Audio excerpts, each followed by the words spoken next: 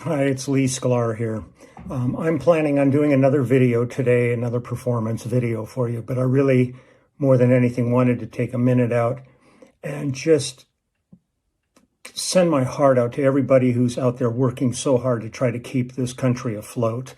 Every time I go into a grocery store or a pharmacy, anything, when I need something, there's people putting themselves in harm's way every day to keep the shelves stocked, to keep everything moving as smoothly as they can. When I see police and firemen going by my house, I give them a big, shout out as they go by. And certainly for all of the hospital workers, the doctors and the nurses who are really putting themselves in harm's way on a daily basis, trying to save people's lives.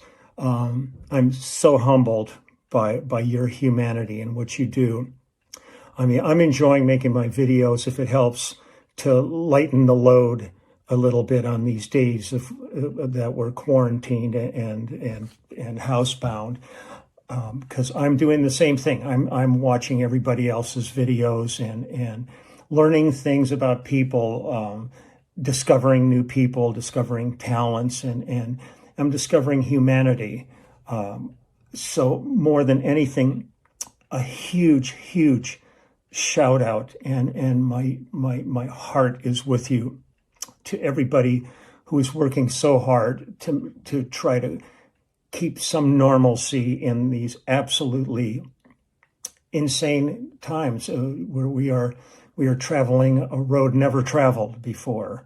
And every day we just, we don't know where we're headed with this. But, my hopes are that at the end of all of this, that there will be answers found and that this will be something of the past and not something that reoccurs on us over and over.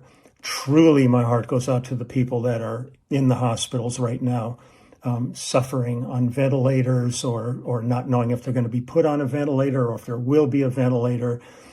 Their families, all these posts of people trying to talk to like their parents and stuff in nursing homes, and they have to sit outside and try to talk to them through a window, or when people are on their very last breath and nobody can be with them during this time. It's just staggering what's happened.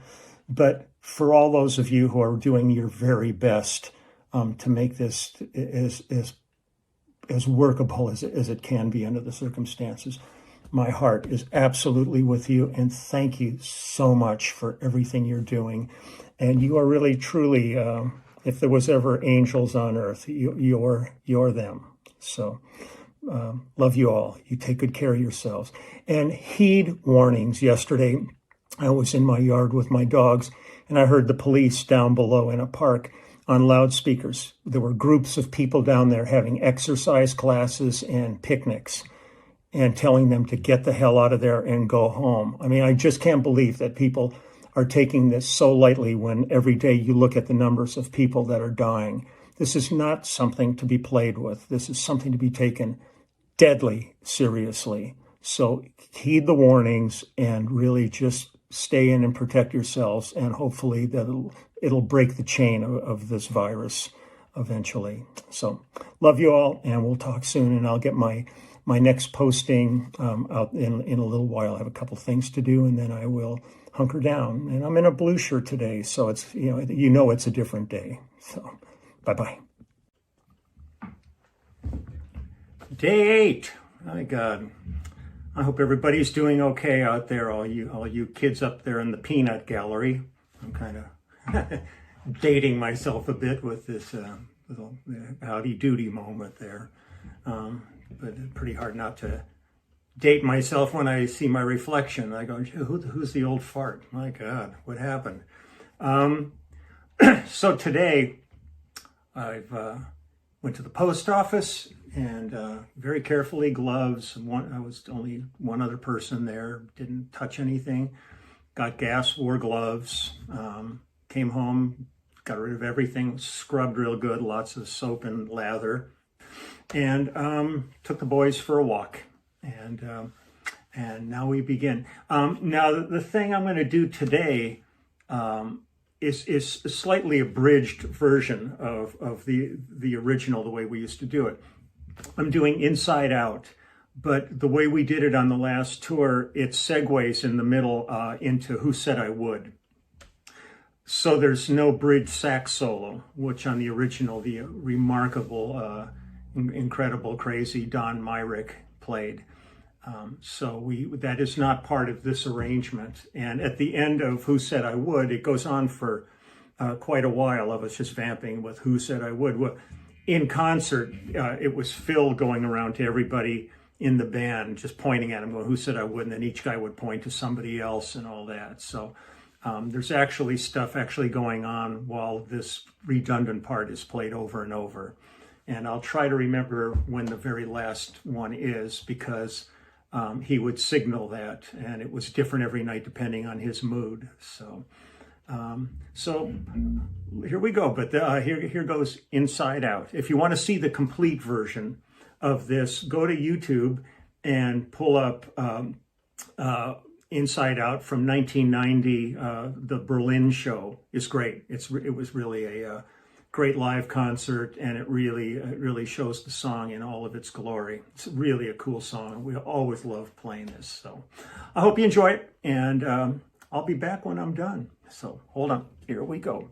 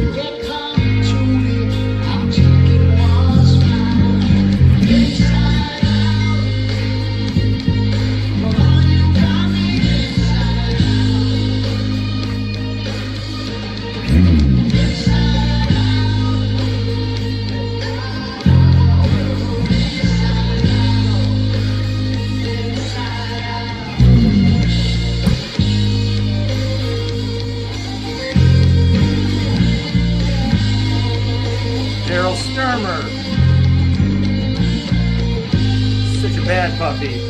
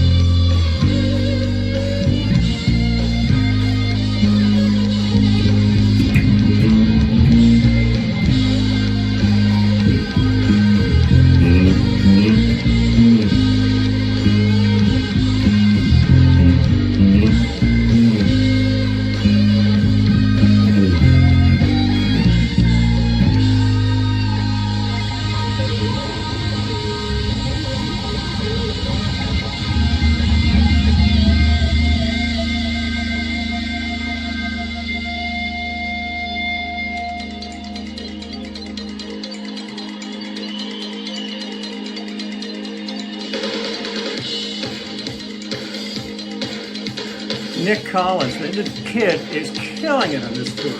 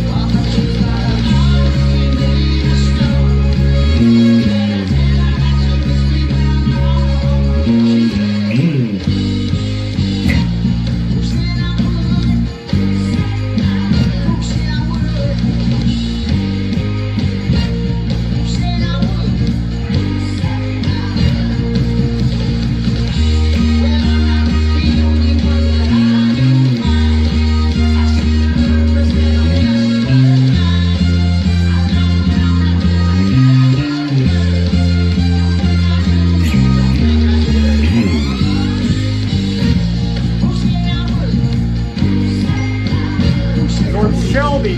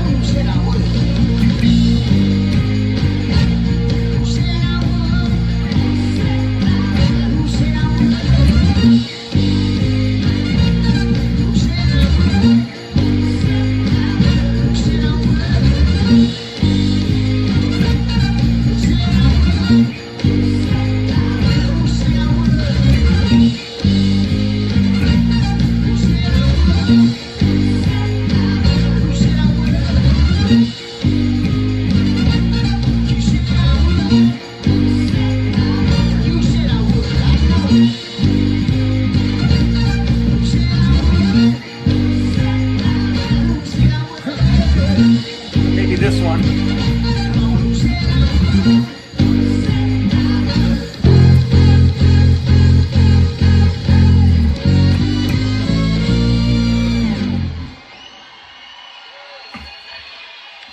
It's so nice having all these applause at the end of each of these little performances.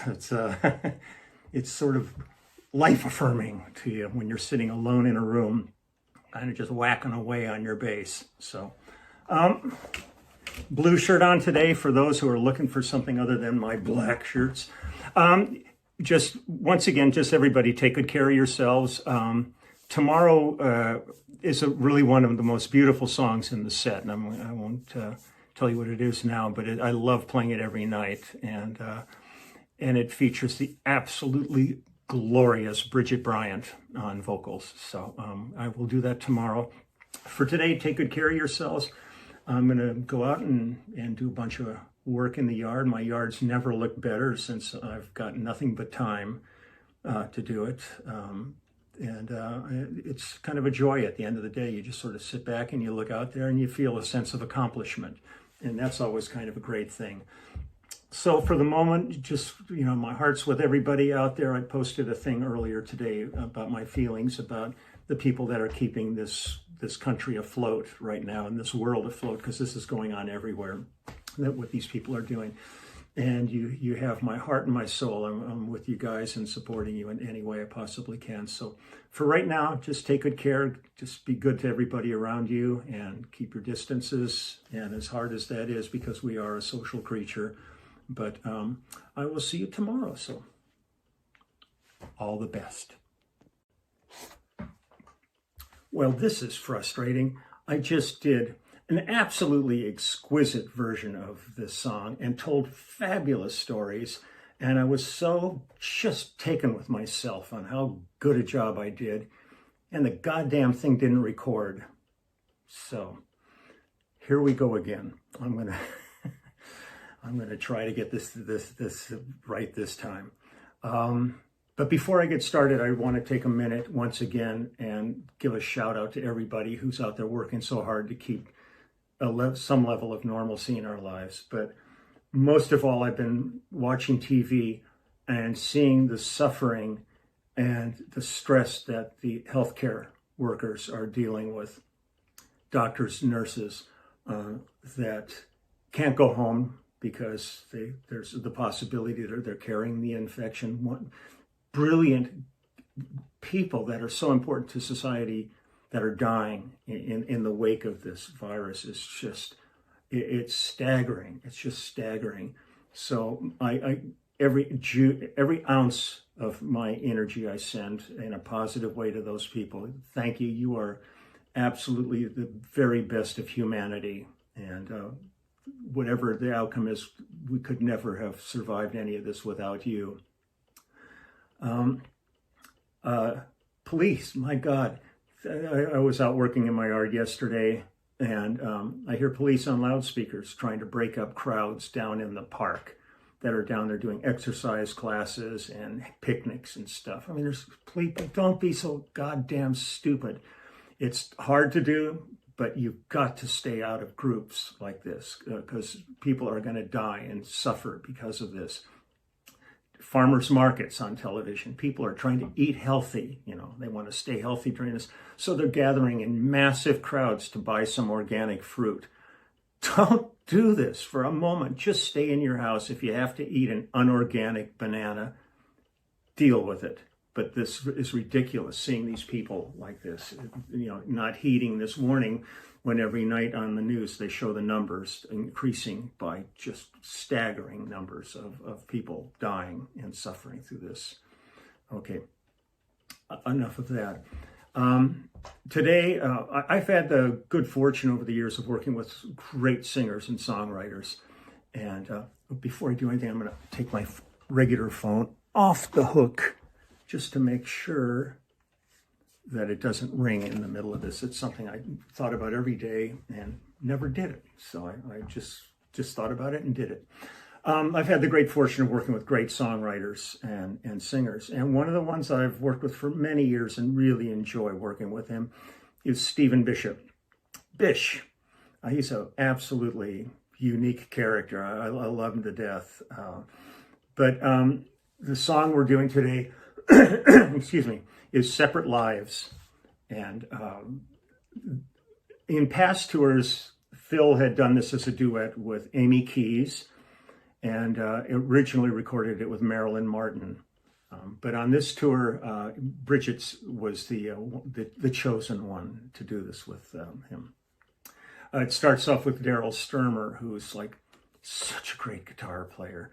It always blows my mind when I see these lists of, you know, the top guitar players, and his name's rarely on him. And I think of his work with Gino Vanelli and Jean-Luc Ponty, so many artists, with Phil, with Genesis. You know, you go, Jesus Christ, why isn't anybody talking about this guy? He's one of the best out there. But when we're on stage, it shows. Everybody, you know, comes back and goes, man, Daryl, he's unbelievable. So enough of my long-winded bullshit. Let's just go ahead and get this song going here and enjoy Separate Lives with Phil and Bridget Bryant. And it's called Separate Lives. I just told them that. My God, Jesus, what's going on here? Come on. Space, the final frontier.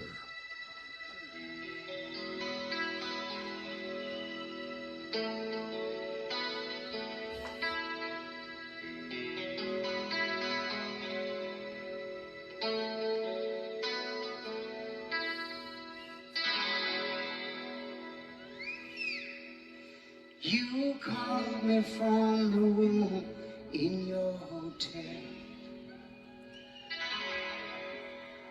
all full of romance for someone that you met, and telling me how sorry you were leaving so soon, and that you miss me sometimes. I'll aim better next time. When you're alone in your room, do I feel lonely too?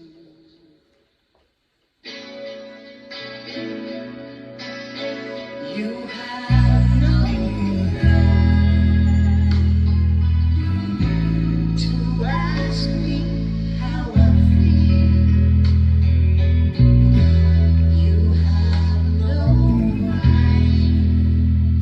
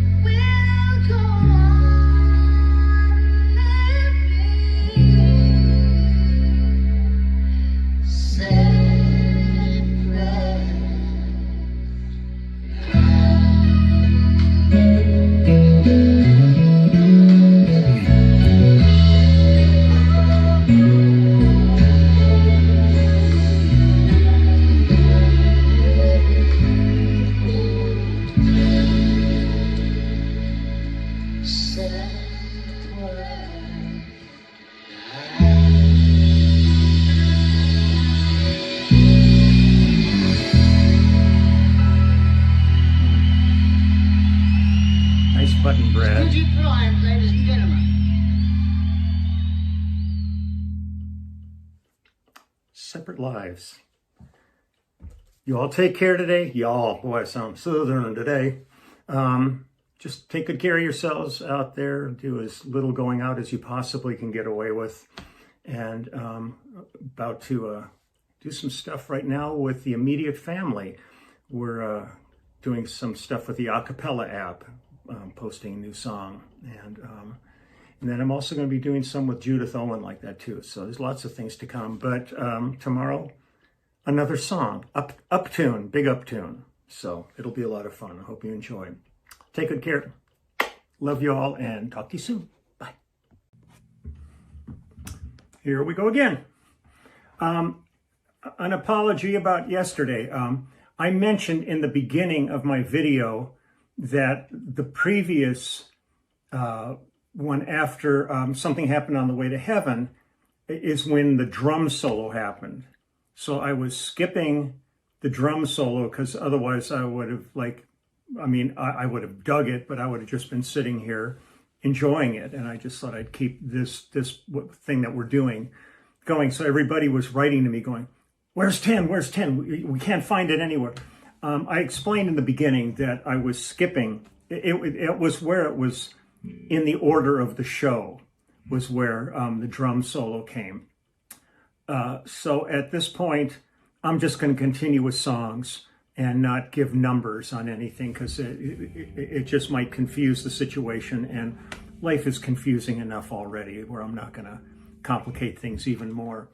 Had a really fun morning this morning though. Steve Bailey, fabulous bass player and head of the Berkeley bass department, contacted me, and they were doing a virtual roundtable, and invited me to it. So I got to sit there and talk with Steve and Victor Wooten and John Patitucci and Billy Sheehan and Greg Bissonette came in as the drummer for this thing, and we just sat and talked about stories and careers and all that stuff, and it was so great. I hope that this becomes a regular thing. This was kind of the beta test for it, but apparently he got a lot of people from around the globe. I was looking at people signing in on this with questions and stuff, and it's one of the things I think I enjoy the most is like when I see messages on my page,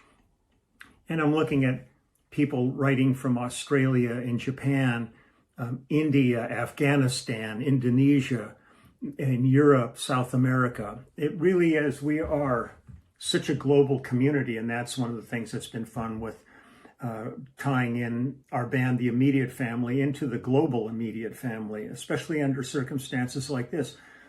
We are all immediate family. We need to watch out for each other and take care of each other, because nobody else is going to do it. It's ours. It's our world, and we really have to be great guardians for each other of it. So no jokes today. I had a couple I was thinking about, but I've got to load my truck for a second day of landfill run and get that done. And the round table threw my schedule off a whole bunch. So, but for a great reason, and I'm happy with it, and just took the boys out, gave them a nice walk around the neighborhood. So off and running. This song, I mean, a lot of people love this. I do hope you have your drumsticks with you today. I'm going to do it from the beginning. It's one of these songs that is at best in an arena or a stadium. In these circumstances, my bass is way too loud for me to play it the way I want to play it. In the early tours up through 90 with Phil, I used my Taurus pedals on it, and also there's another pedal called from a company called Fast Forward, and they're MIDI step pedals. They look just like Taurus pedals, but they're MIDI controllers, and I used to use both of them on this song, and it was fun. And get the front of house guy to really crank the low end and could shake the arenas on the pedal tones and stuff. But so we're going to be off and running. I'll do the best I can on this because this musical perspective is really strange. Some of these songs just feel weird because I'm not used to hearing the bass in this relationship musically with the tracks. So some of my parts have been slightly tentative where I can dig in a whole lot more when I'm playing it with the band. Like with Phil Collins, I'm the only guy on stage with wedges. Everybody else is on in-ears. I love wedges. I love the feel of that sound moving, and my little spot on stage, I had 2 wedges in front of me and my rig behind me, and everybody that would end up coming over and standing where I was would go, "Oh man, this is great." But I love it. But so I'll do the best I can with this. But this one is really not about me. It's a whole other ball game. So I hope you enjoy, and here we go. Get this thing going.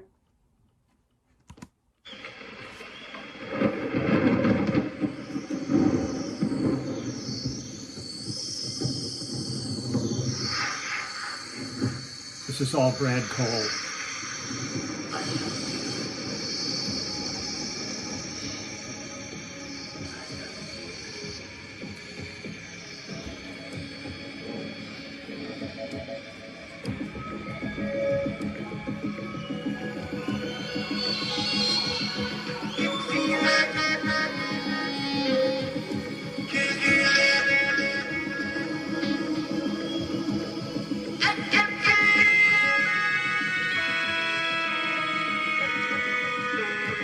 This would just be swimming through the arena or the stadium. A lot of atmosphere.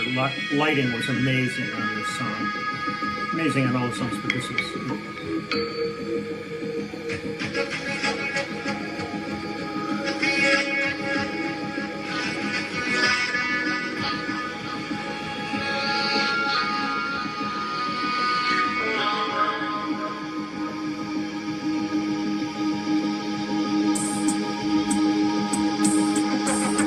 the best use of an 808 ever.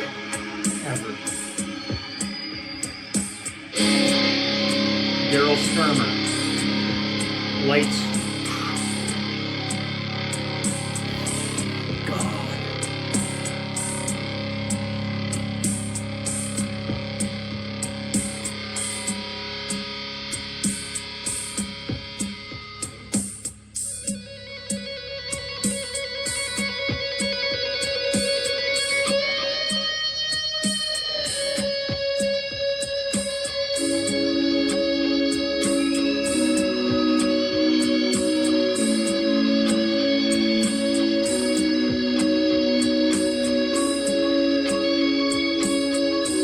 Sustained forever.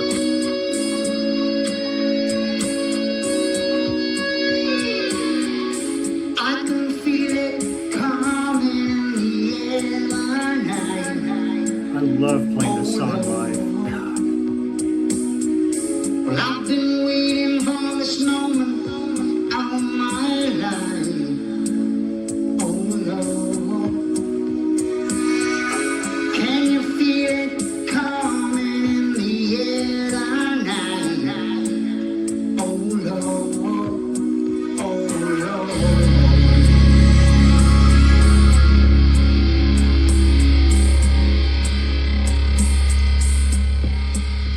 Well, if you told me you were drowning, I would not lend a hand. I've seen your face before, my friend, but I don't know if you know who I am. This is the definition of I was tension. there and I saw what you did. I saw with my own two eyes. So you can wipe off that grin.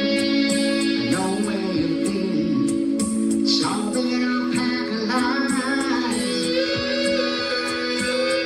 And I can feel it coming in the air tonight. Oh Lord. Well, I've been waiting for this moment all my life. Oh Lord. Can you feel it coming in the air tonight? Oh Lord. Well, I've been waiting for this moment all my life. Oh Lord, oh Lord.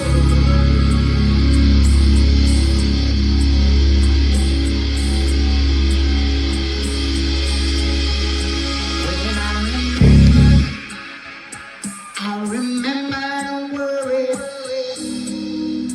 How could I ever forget? It's the first time and the last time we ever met. But I know the reason why you keep your silence. No, you don't fool me, 'cause the heart doesn't Get your show. sticks out. But the pain still grows, so stranger to you and me. I can feel it coming in the air tonight. Oh Lord, I've been waiting for this moment all my life. Oh Lord. Feel it coming in the air.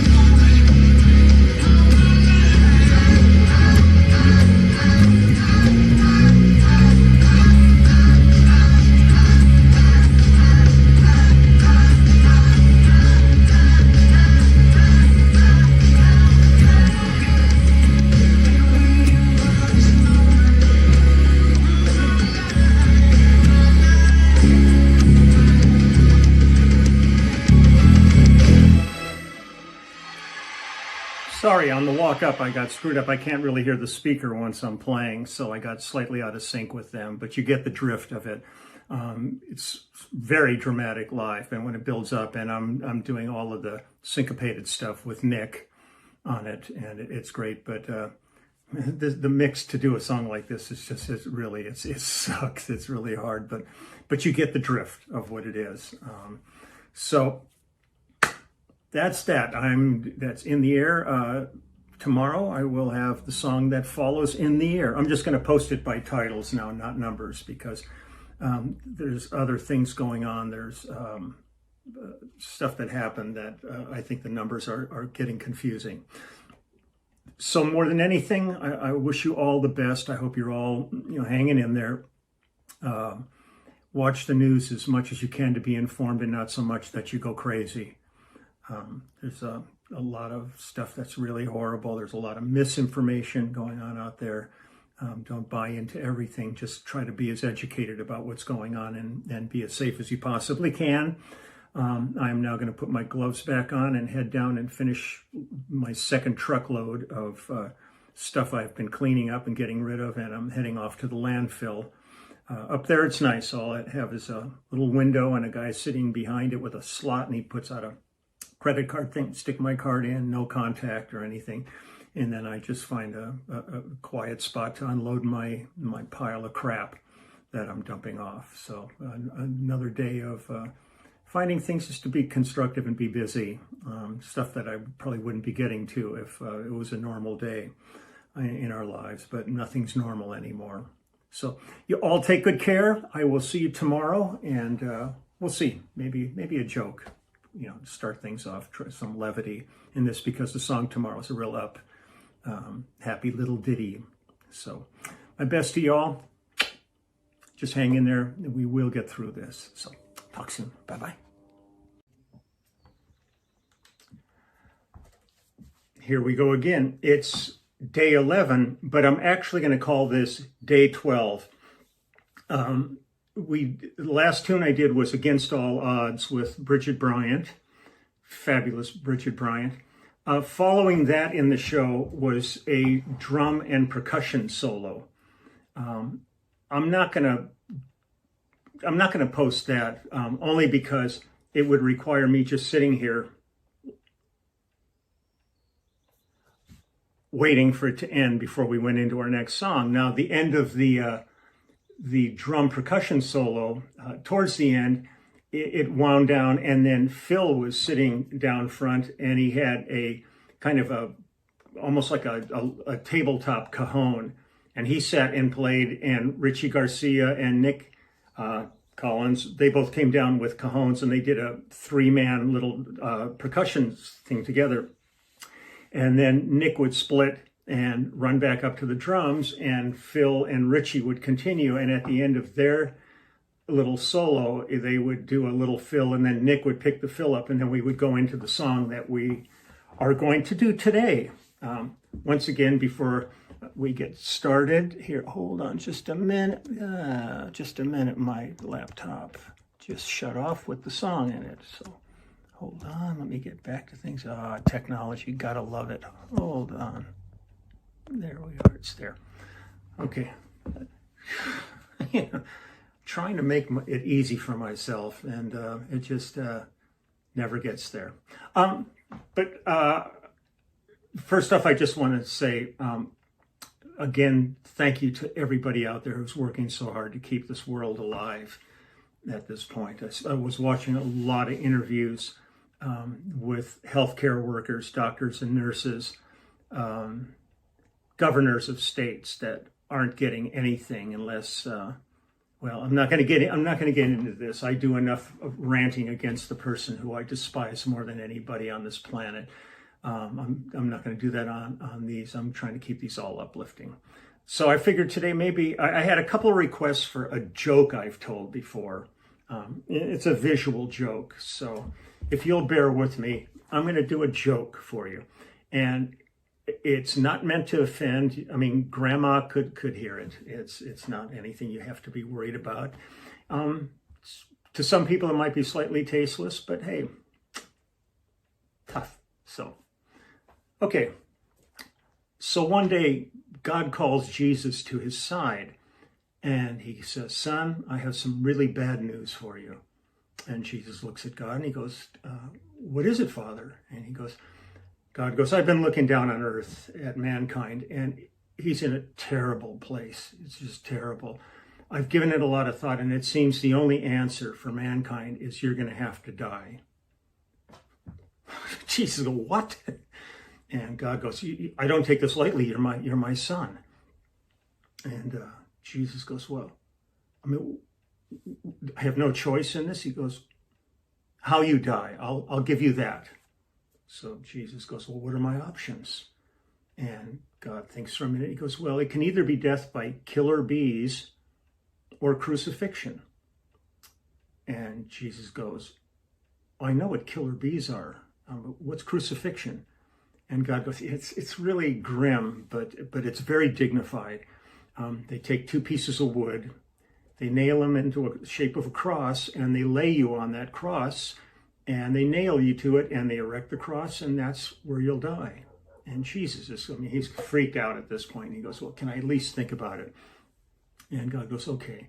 So a couple of days later, Jesus comes back to God, and he goes, "Well, I've thought about it, and I mean, if I have to die, which I'm really alarmed by, but if I have to die, I'll go with the crucifixion because I really would like to at least go out with some dignity." And to that, and because of that, when people kneel in church to pray, they cross themselves rather than going, sorry. It's like the Gong Show, okay? So we are going to get on with the next song here.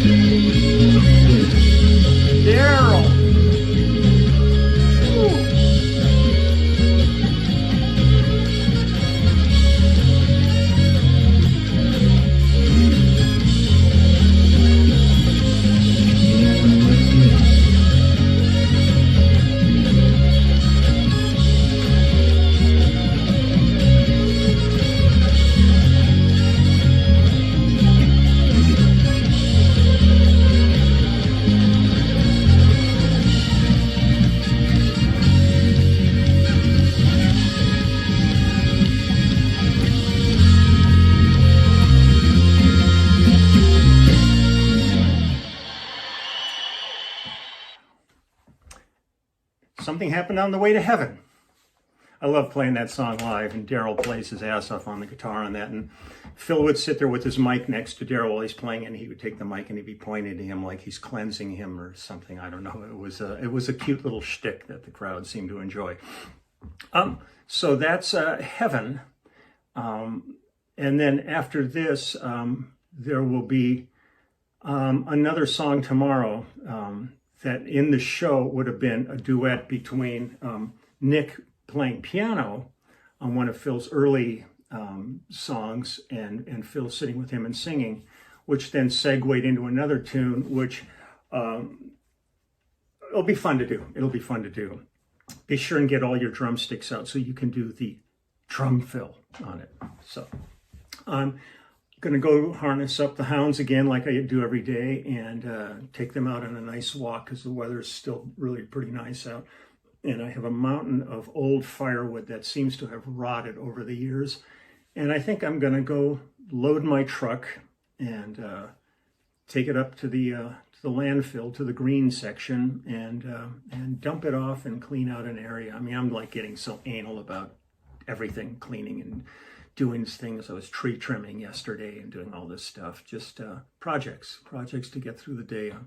But it's just hard to believe the horrors that are going on in the world, because I'm looking out and there's trees blossoming. It's springtime. Things are just starting to all come together. And I saw yesterday a post that Ray Benson has the virus from asleep at the wheel. I've known Ray forever, and we were hanging out up at the Vancouver Island Festival that we just played earlier with the immediate family, and we did a big jam, and Ray played in that. And Ray's like 6'6", and this big, strong, strapping man. You know, I'm going, Jesus, this is just unbelievable what's going on, and still holding out hope for John Prine, who's one of the great American treasures. That he recover from this. From what I'm hearing, he's on the road to recovery, which would be great because he's dealt with a lot of health issues. So I'm sure his system is really putting up one hell of a battle. But you all take good care. If anybody you know is suffering with this, just keep sending good energy and vibes to them. And hopefully, at the end of the day, we're going to lose a lot of valuable people in this. And it's just I cry every night thinking about what people are going through, but we have to try to remain as uplifted as we possibly can. I apologize for the joke. It's just, it's what the bass player does when they want to get attention because they're not up front like the guitar player and singer who are just whipping it out. I'm tucking it away. So love you guys. Take good care. Have a fun day today as best you can around the house. Find projects to do. Find something that makes you feel like you've maybe accomplished something today. Call friends that you think, you really want to stay in touch with that you normally would be seeing. So I'm going to sign off now and post this and then get off to my firewood and my puppies. So take good care. See you tomorrow. He's back. Today, it was fun yesterday, posting the piece with Phil and Nicholas. Together. It was a really moving part of our show every night, and I just thought it was important just to have that as be part of this since we're doing the show. The only thing I haven't posted is the drum solo. I'll check it out when I finish the entire show, and maybe just post that for your headphone listening pleasure. But today we move on. Now, one of the things that Phil has loved his entire life, and some of his earliest influences was Motown. And he did a tour back in, I think, in the early 2000s. Seems always strange saying that, the early 2000s, back in the old days. Jesus. That was all about his tribute to Motown. I mean, he had Bob Babbitt playing bass. My God, I love Bob. Bob, one of the greatest. He when I listened to he and Jamerson, the guys of that ilk, it's amazing players, and Bobby and I were very close friends, and so it was fun. I hung out at two of their shows because I was back in New York working on another project, and they were playing in New York, so I went to their show. But it was a bunch of the guys from Motown, from Standing in the Shadows in the band, plus Daryl and Brad and some of the cats. So it was great. But long story short, too late. Phil had always had this thing about Motown. So, you know, we always had a little section with some Motown songs in it in the show. And in the last tour, we had Can't Hurry Love was in the set. And it was fun every night to play that.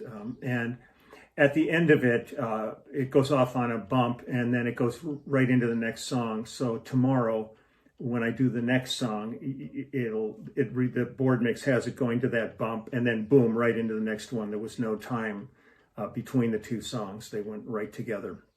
But for today, it's Can't Hurry Love. Once again, just sending my heart out to everybody out there who's dealing with some rough things. I've just got an irate phone call from my next door neighbor. She was flipping out. She saw 3 like teenage boys out at the end of her driveway. They were doing exercises and spitting on her driveway.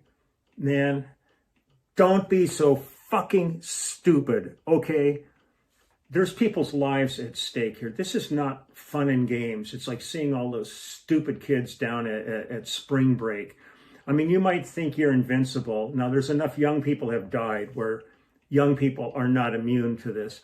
But even if you survive it and you go home, if there's a sick baby in the house, if you have elderly parents or grandparents, you're gonna fucking kill them if you keep this crap up. So don't be stupid. Heed the warnings and stay in. It's frustrating. Everybody's kind of getting stir crazy, cabin fever setting in. But when your life depends on it, it puts it in a different perspective. So try to be smart. Try to be as smart as you can, because this is scary times. But, okay, enough of that. Let's do Can't Hurry Love. Okay, let me get a setup here. And we're off and running.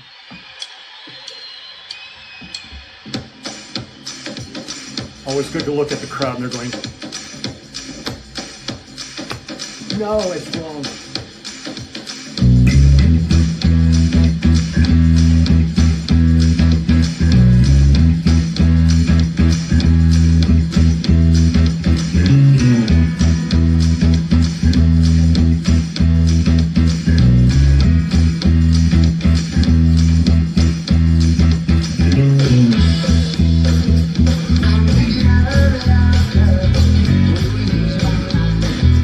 I need to find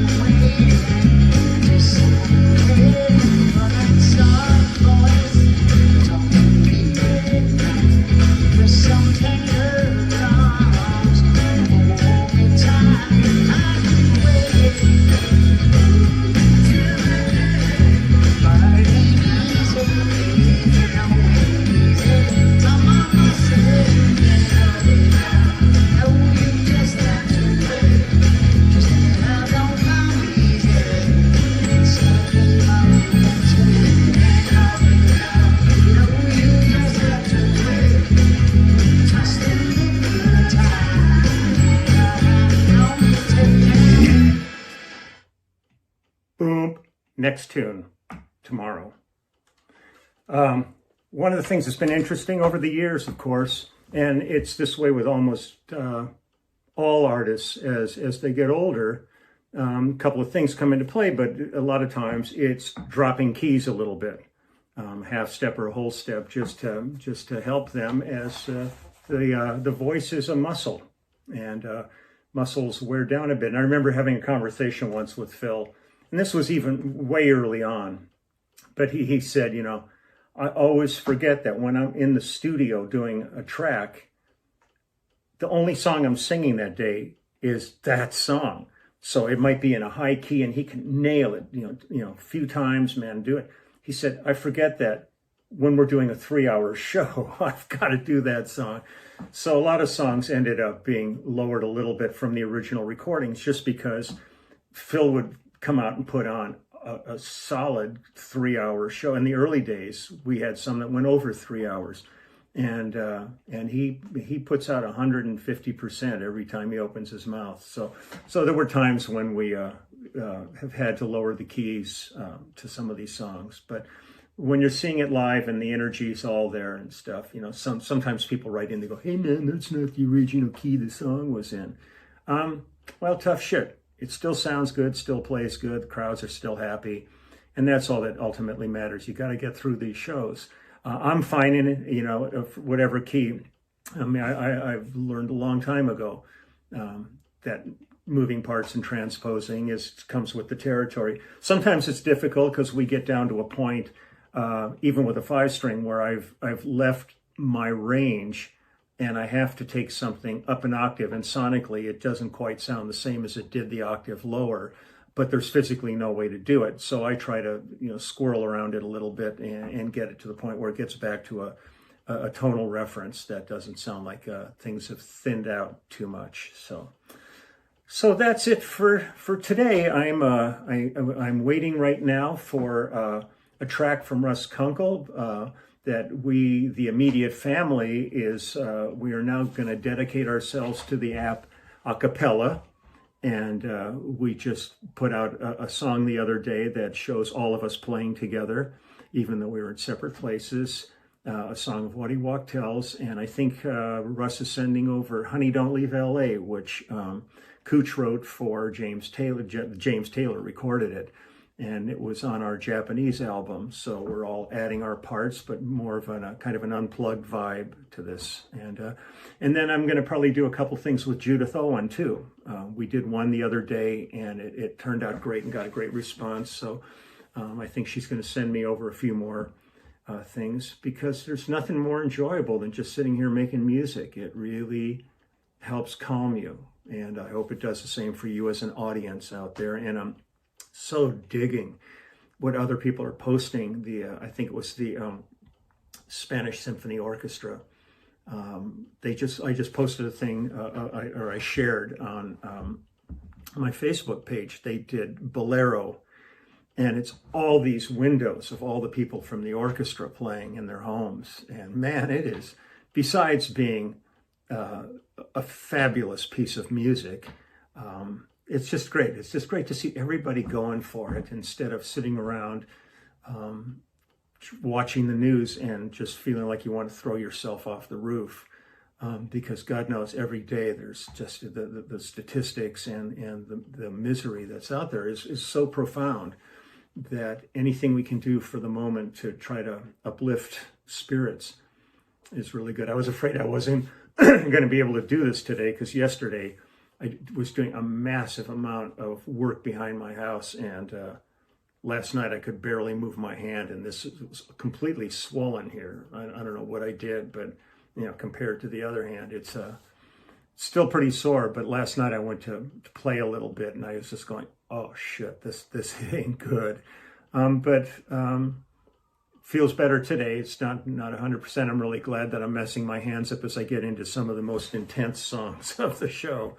But it's the nature of the beast. So a lot worse things going out there in this world in my hand. So you all take good care. I'm happy to be back here with you, and I will see you all tomorrow. So just have a safe and sane day.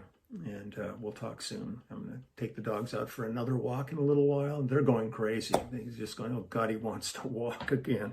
Give us a break. They got little tiny legs. They're basset hounds, you know, so I'm putting them through the ringer, but it's helping me, and they enjoy it. So there's an adventure in every blade of grass for those noses. So talk to you tomorrow. Bye. Okay, I could not flip the screen while I was filming, which sort of annoys the hell out of me, because I had just done an entire spiel about what this is all about today, and I had to blow it and just stop. What I'm doing today is I'm not going to play today, much to maybe some people's delights, I don't know. And I'm going to take a moment to acknowledge really one of the really cool parts of our show with Phil. Around midway through the show, Phil had Nicholas come down from the drums to the piano, and they did a song, You Know What I Mean. And it was just father and son moment, and it was really touching. We would sit and watch them every night, and just really kind of put a smile on my face. We would all kind of look at each other in the wings going, this is really cool.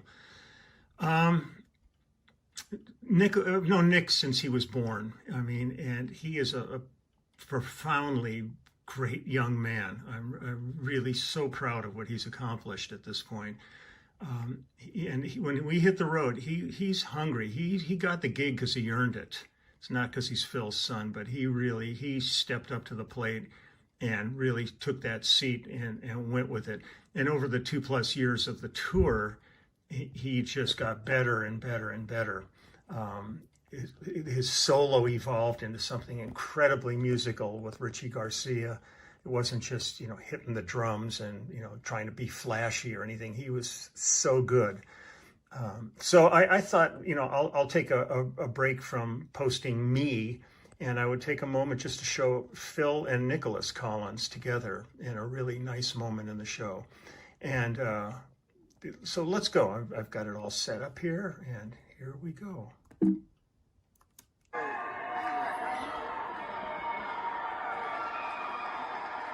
Somebody in the audience filmed this, so.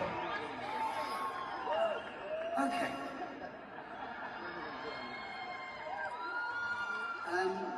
When we started talking about doing some shows, which was a couple of years ago now, he was 16, and he thought it was a good idea if he heard some of Dad's old records.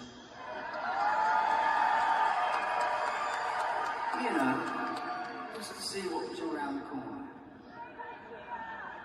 And he listened to them, and he found a song that he liked. Just one.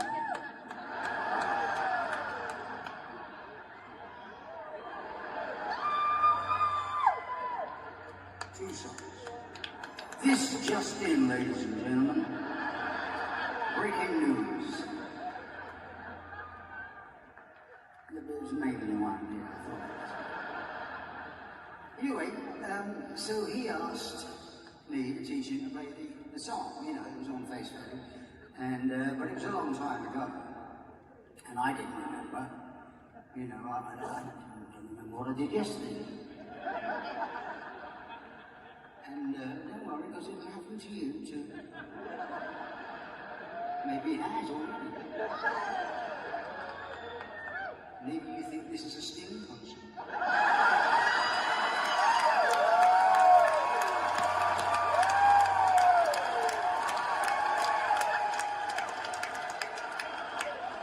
No, you've upset me now. Anyway, he taught himself this song on the piano, and I taught myself the lyrics again, because it was a long time ago.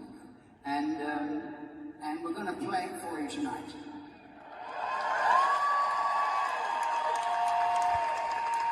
We love you, Sting! Sting here.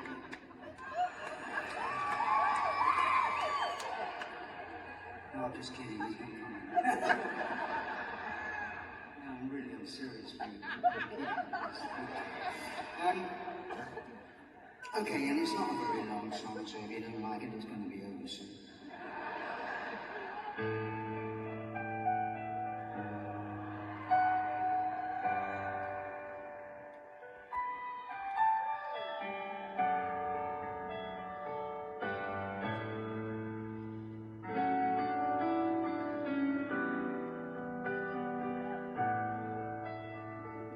Just as I thought I made it,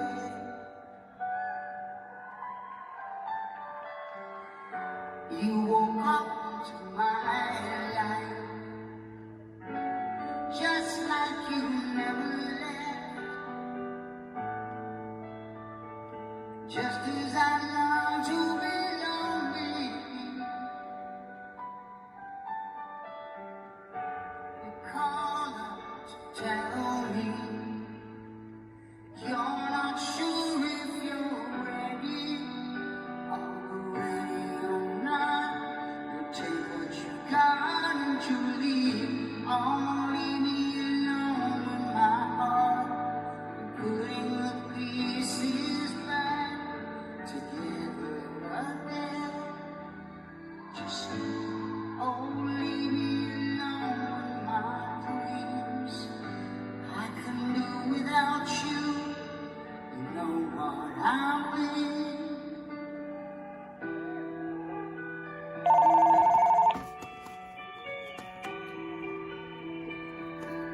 Sorry about that phone.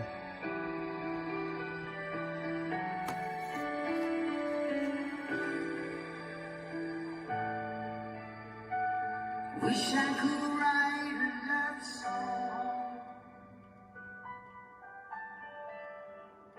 to show you the way I feel. Seems you don't like to listen, or like it or not. Take what you got and you leave. Leave me alone with my heart, putting the pieces back together again.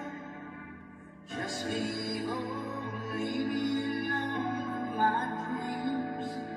You've taken everything else. You know what I mean.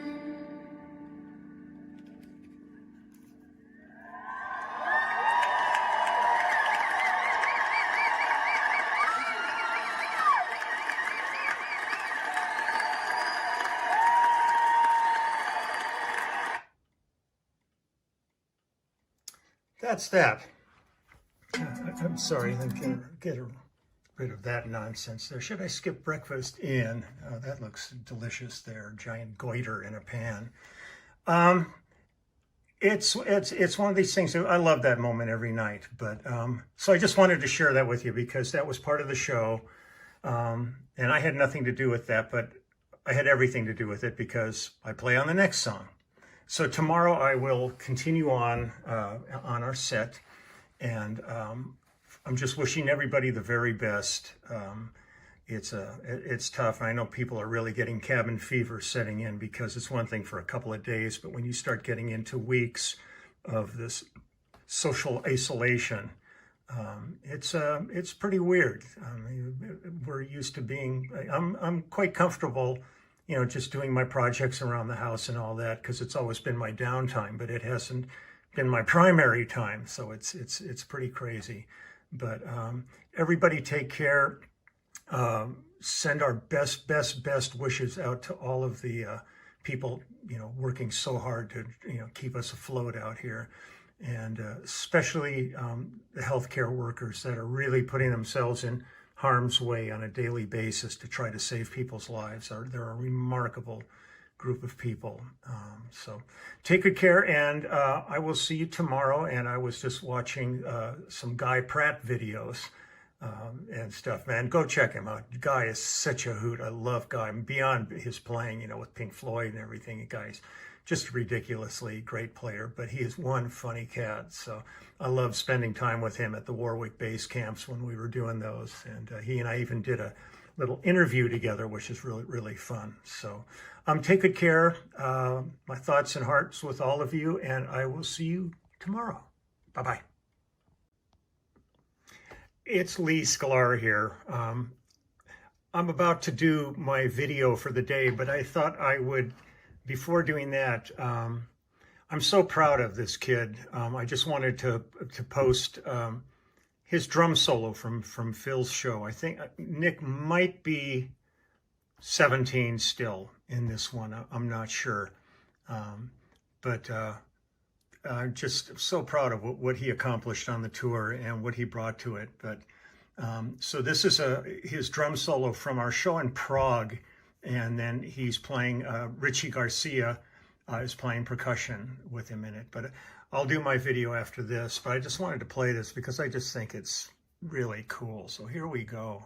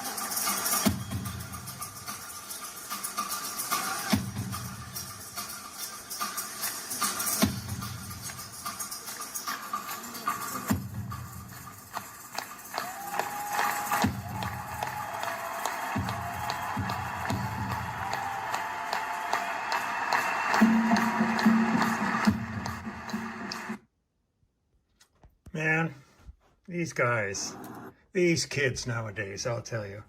I'm so proud to, it's just such a trip to be on stage. I'm like the mystery voice here. I'm actually behind the camera here because it wouldn't let me reverse it. And if I reverse it, it'll probably be looking stupid. But just so amazing to have known, you know, Nick since he was a little squirt. And all of a sudden, you know, I'm sharing the stage with him in the rhythm section seat. But he just got better and better every night, man. By the end of the tour, he was just unbelievable. So I see an amazing future for him. Definitely, the gene pool was very kind to Nick, man. His pops laid down one hell of a foundation because Phil's still one of the greatest drummers I've ever had the great pleasure of playing with.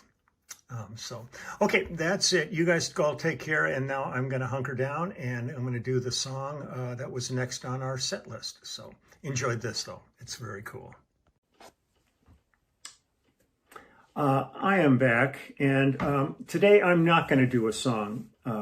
I told a bunch of great stories here. I think they were great stories.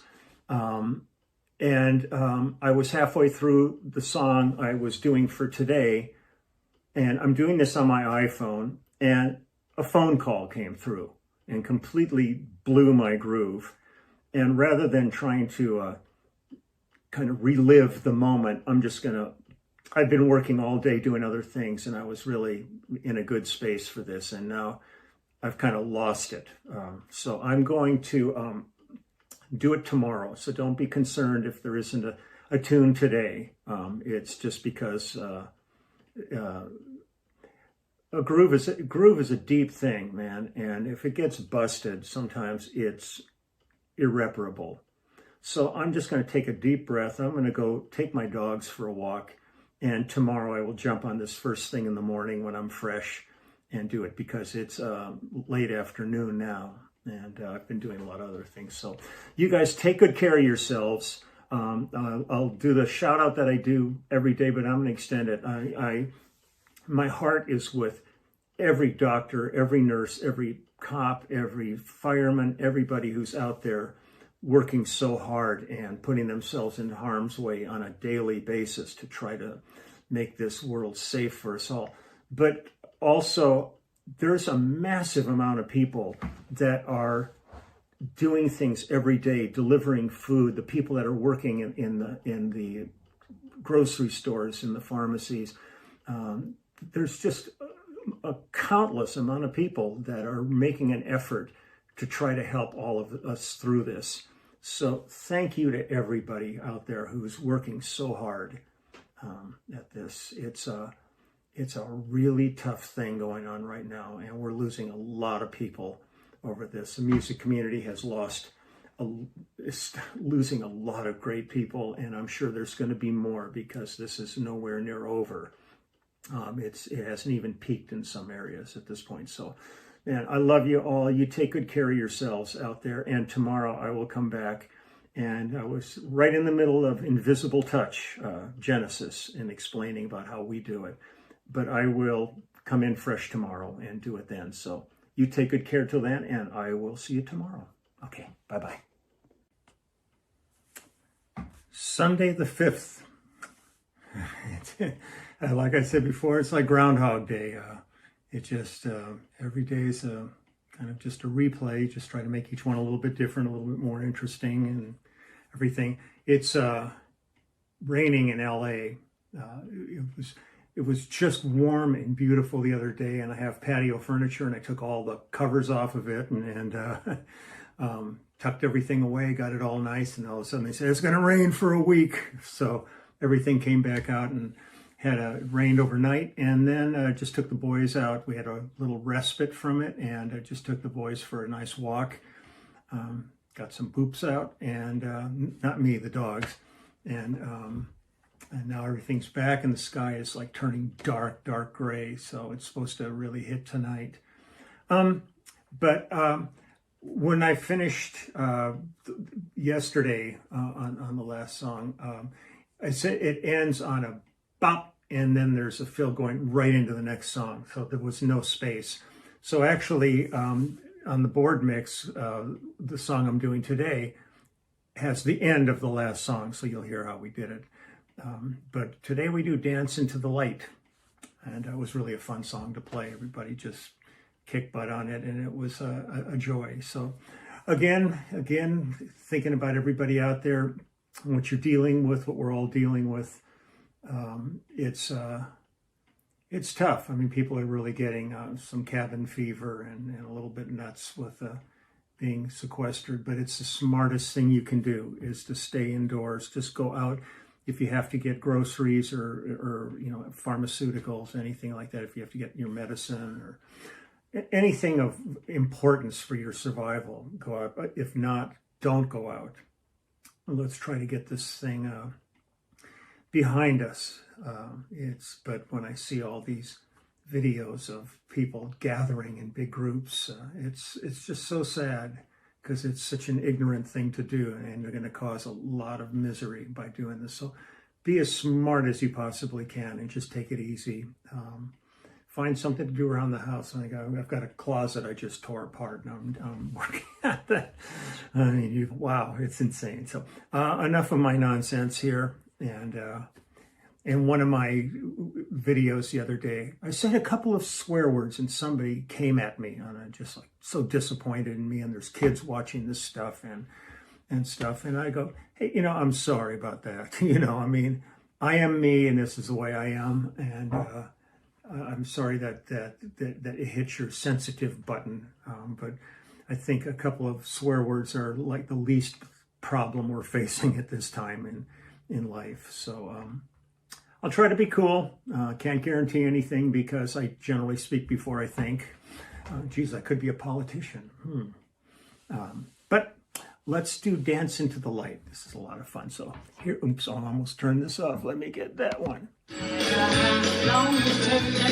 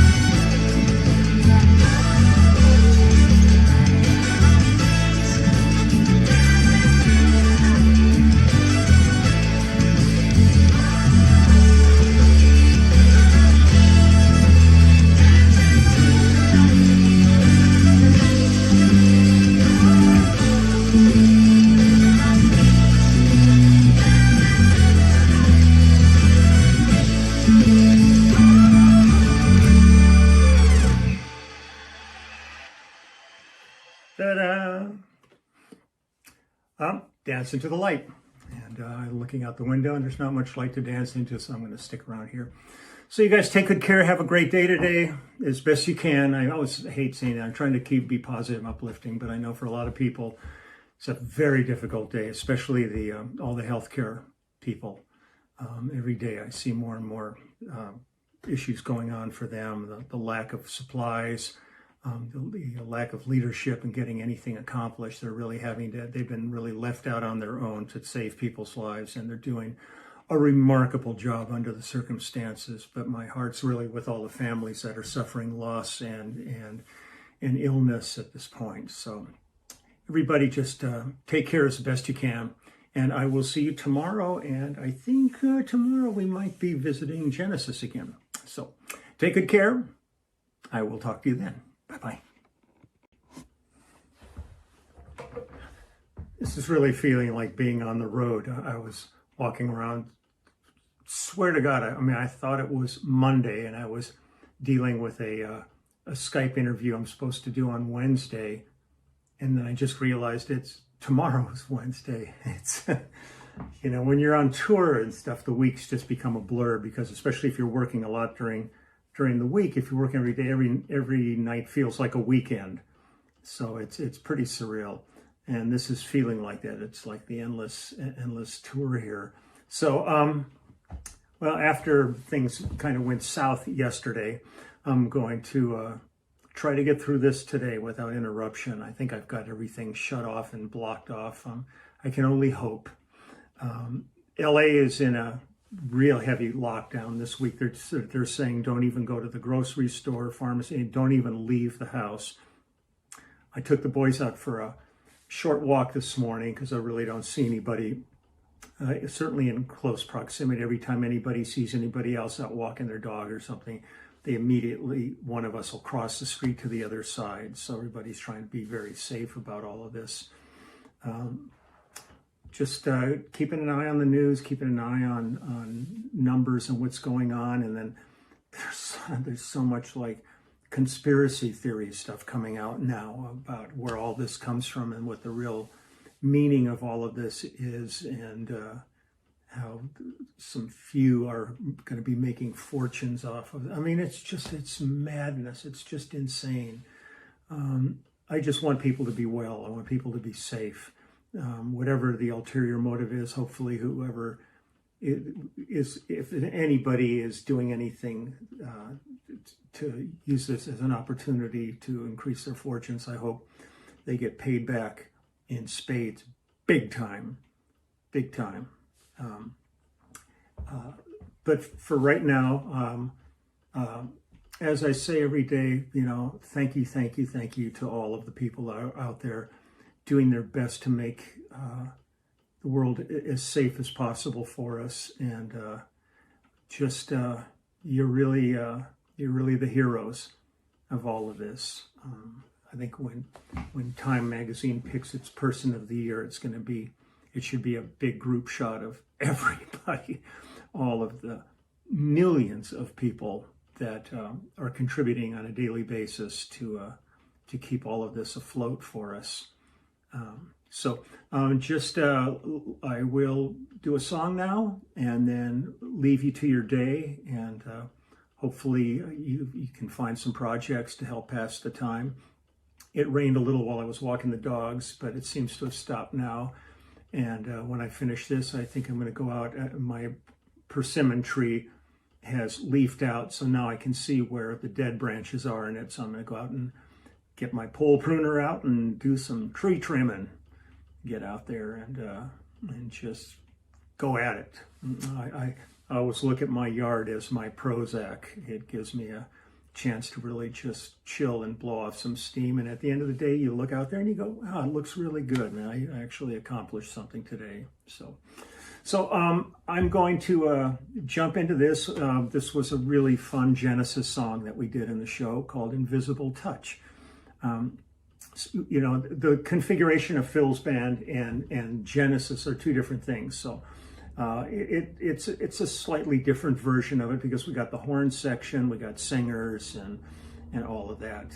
But it's a fun tune to play. So let me hit start and let's go for it, and hopefully I can get through it without any mishaps or minimal mishaps. So here we go.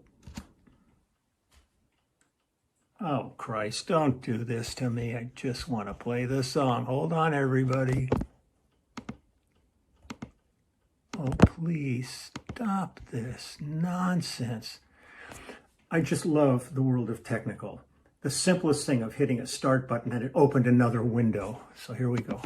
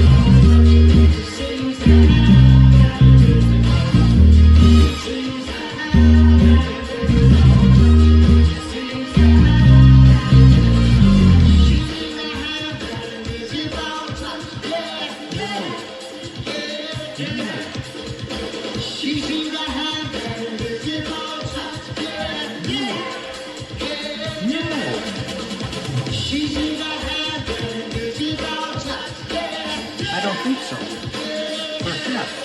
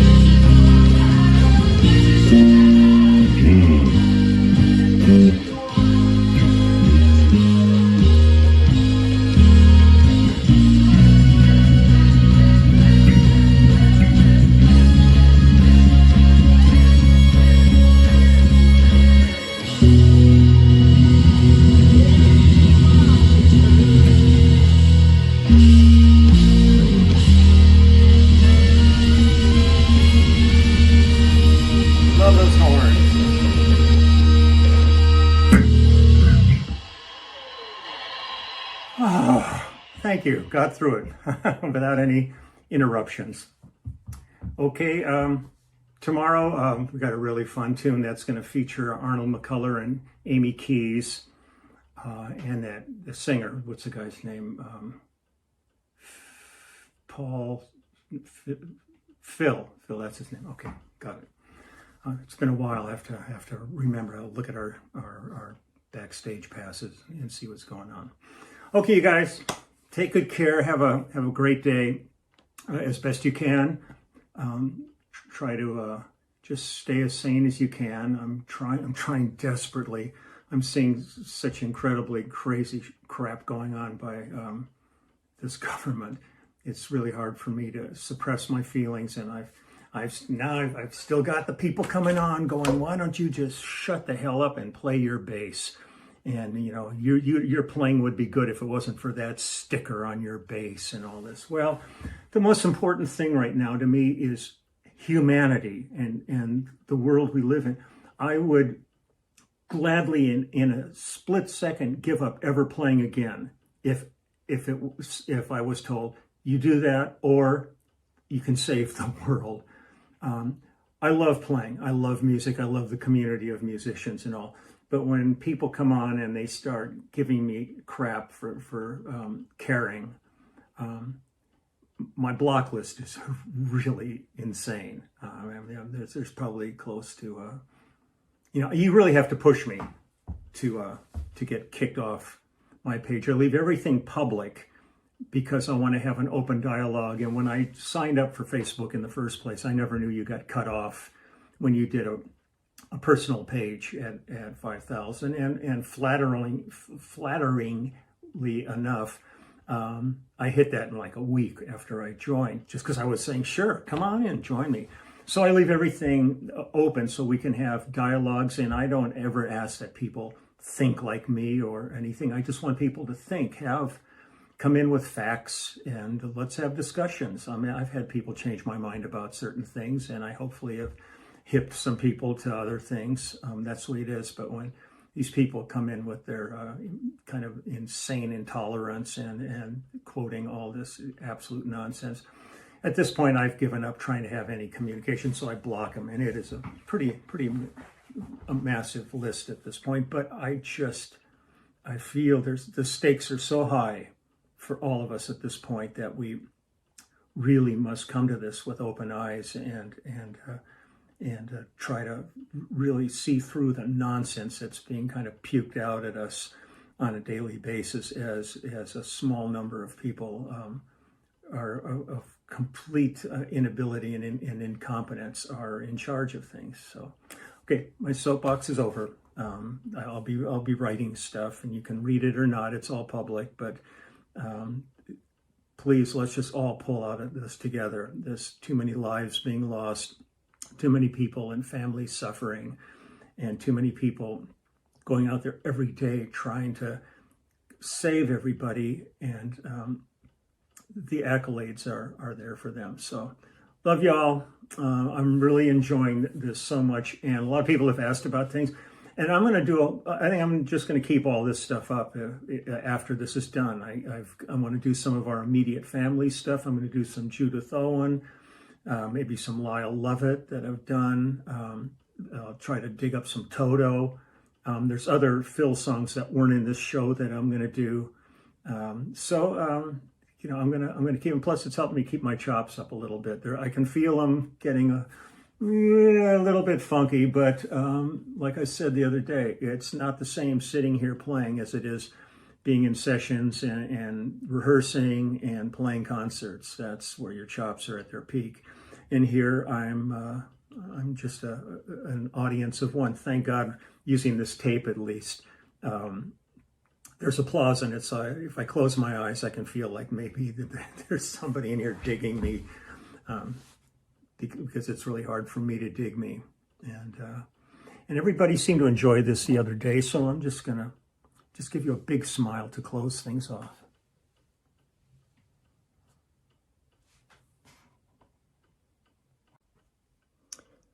Okay, Leland Sklar here. I am so pissed off right now, I can't even tell you. I just took my dogs out for a walk, and I came back and logged in, and Facebook has blocked me for 30 days for going against their standards. I guess their standards are really only let lying politicians and Nazi assholes and all these creatures in Washington post what they want. And because they said I called out the administration, saying that they're destroying our country.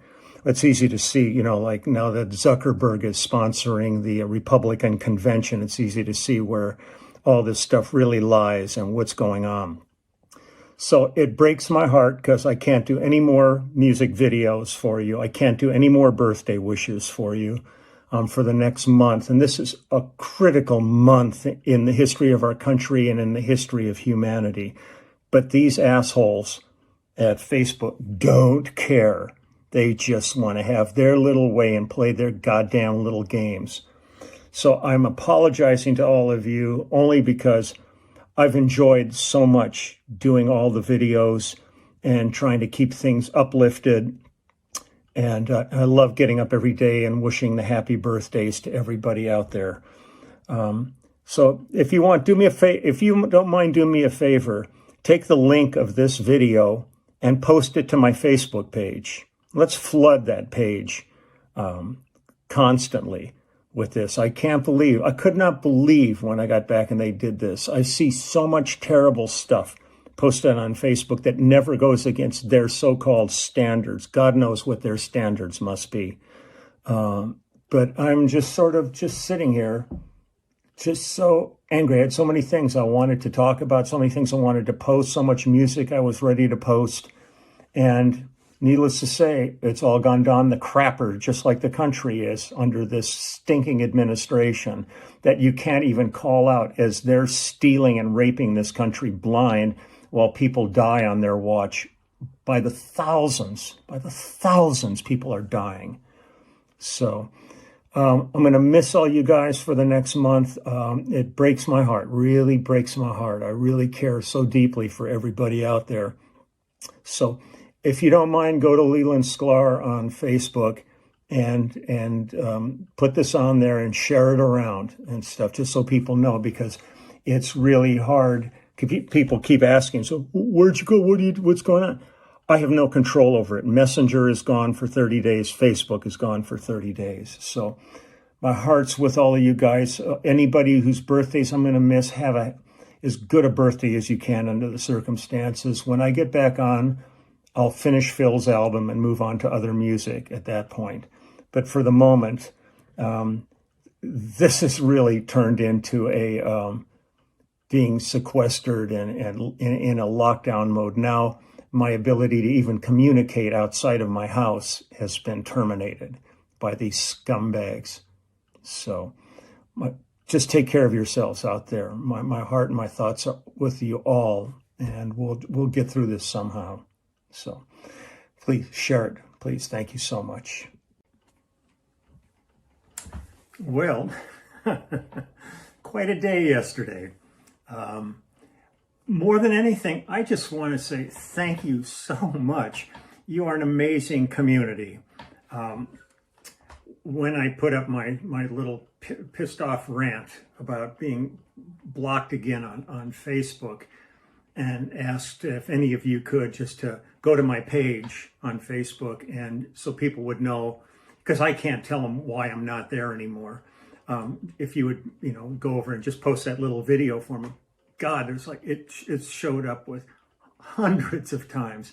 You're really an amazing bunch of people, and I'm so proud to have us all in our community together here. And if you do the same with these videos as I post these, because people on Facebook, a lot of people haven't come to YouTube.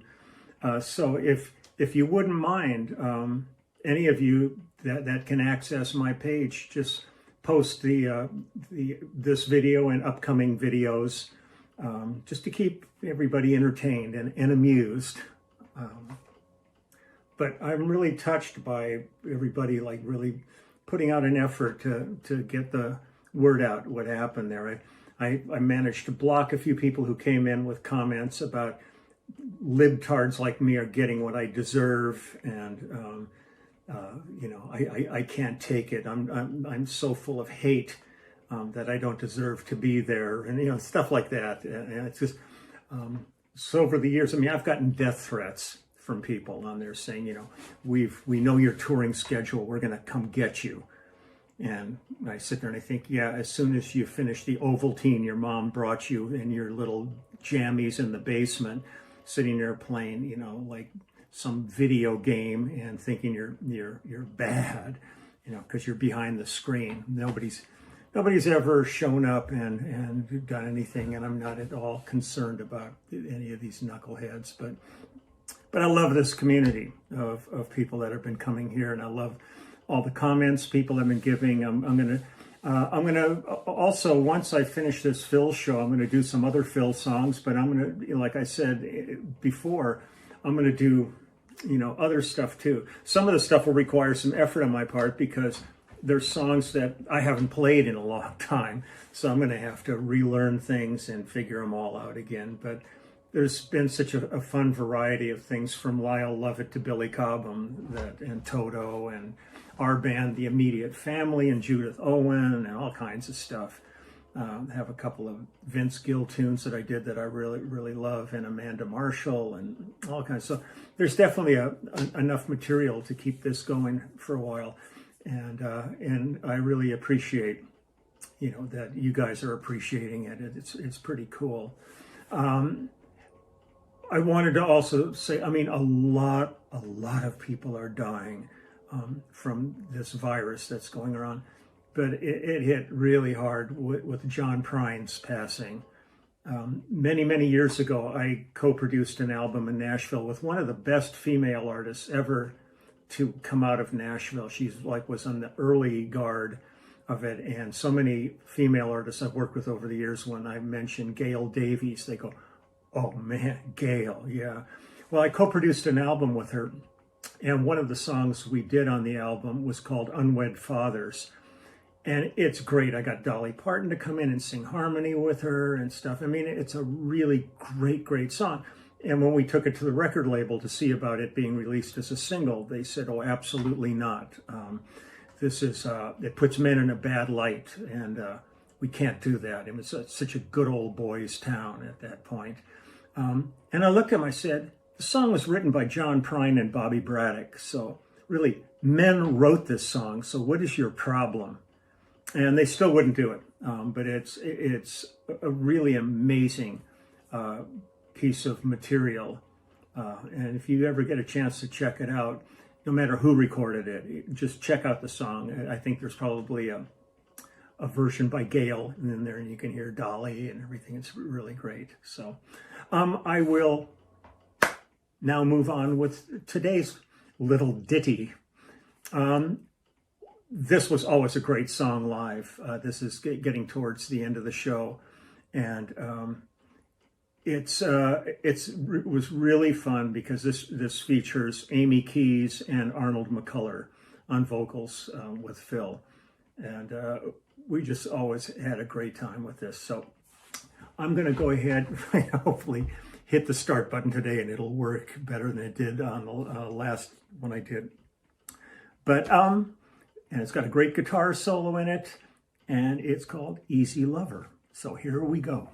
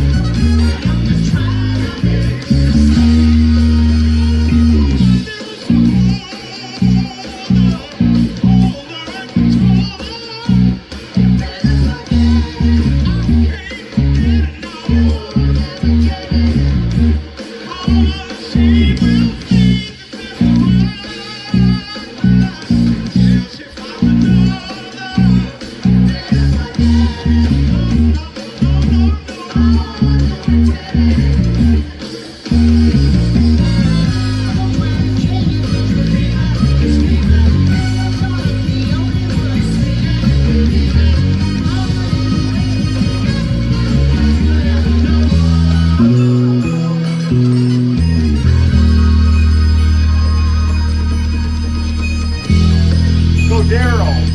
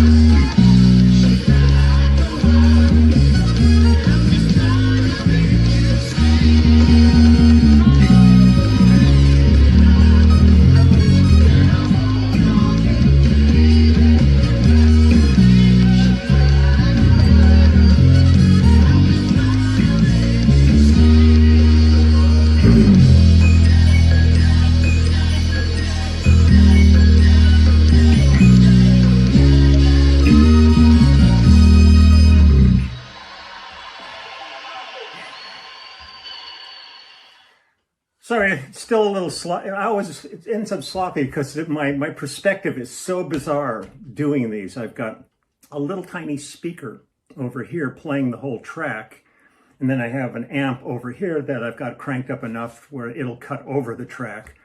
And it's a perspective where I'm just playing a little different than I would if I had everything in balance and I could dig in more and stuff. This is almost intimidating hearing myself this loud, but it's the only way I think that this will work and I can get a balance. I'm being that I'm not set up as a studio. I'm just recording straight to my phone. So that's Easy Lover.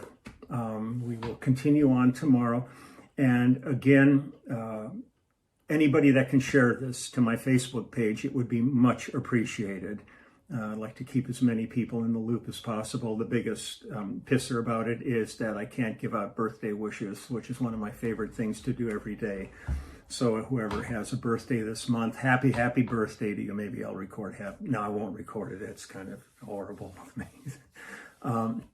And again, my heart's with everybody out there who's working their asses off trying to save people's lives on every level, from doctors, nurses, delivery people, grocers, pharmacists, people that are out on emergency calls from the fire department, the police department. Every day we're hearing about more and more people coming down with this virus that are in those situations. And they're really quite heroic in these times. So you have my heart and my soul with you. And everybody just stay as safe as you can out there. And man, I'm rooting for all of us. I'm rooting for humanity at this point. I'm even trying to root for some of the people who screw with me on here, but that's a whole other discussion. So take good care. Love you all. And I will see you tomorrow. So just take good care of yourselves and your friends, family. Okay. The button goes off. Another day, here we go. I'm going to get this out of the way real quick here before I actually get started. I've had a few people have commented. 99.9% of everything has been just great. I love it. But I've gotten these few people that write in and then they go, man, I love what you're doing. It would be so perfect if you would just take that stupid sticker off your bass. I find this really offensive to me. We are theoretically in America. I mean, being kicked off Facebook makes me again question, because I'm usually kicked off Facebook on an average of 130 to 150 days a year for stating what I think is going on. I don't want this to be a political forum. I want this to be a musical forum. But when people start saying this, I just want to clear the air. I am resisting what's going on in this country. I find it profoundly horrifying where things have come in this country. And I want to do all I can to make for a better future for my little nieces and nephews, for your kids, for your families, for everybody. This has really gotten into a dark place. And I had this on the base on the past 2.5 years on the road. And every time the cameraman would put this up on the giant 50-foot video screens, crowds would go, yeah. Man, when we hit Puerto Rico and it hit, they went crazy. And I talked to a lot of Puerto Ricans before and after the show. And they're talking about what's gone on in Puerto Rico and how they've been left on a dry during all this. And it's still not together at all. So if my position to resist what's going on in this country and with this administration and the misery that they're causing offends you, then don't come here. Don't care about my bass playing. There's so much content on YouTube. Go look at other stuff that you want. Maybe Ted Nugent's got a site. You can go look at some stuff there. But I'm not gonna back down on this. I think it's imperative for my future, for your future, and the future of generations to come. So okay, that's my political rant. But I only went into this only because of the complaints saying that just take that stupid thing off your bass and you'll be cool. It's not how it works. So. And also, it's a rainy day here. I was going to take the dogs for a walk, and it's raining out, and it's starting to feel somewhat nostalgic today. And I decided to do something that we did it in some of the shows early on in the tour, and then we changed sets, different locations we went. But I have this version from the But Serious tour in 1990, and it features the amazing Don Myrick on saxophone. This was back when we had the Phoenix Horns with us. Don passed away after this, and so this is like a little call out to him for his beautiful playing, and Chester's playing drums on this. But I just wanted to bring things down to a little bit more relaxed kind of vibe today, and do something a little different. Then I'll get back into the regular set tomorrow, and I will be doing lots of other stuff. So you don't have to keep saying, well, how about some James Taylor or Toto or stuff? I will probably get to lots of that stuff. I'll probably play Your Smiling Face and different parts. So, but I wanted just to play one more night for you. So here we go. Let me see, make sure this all works. This is from, it's from that tour. I'm not sure which show it was. It might be the Berlin show.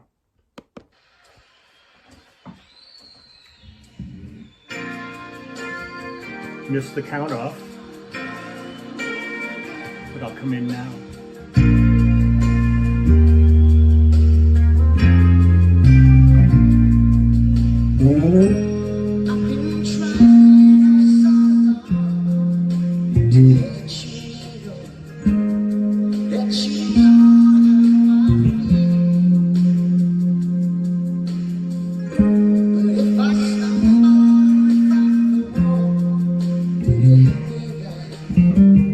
So I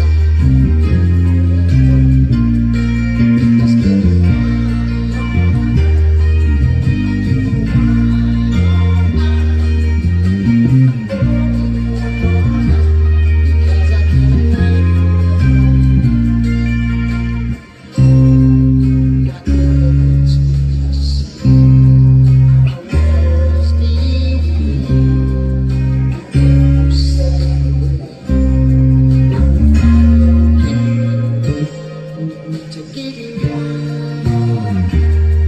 Just keep it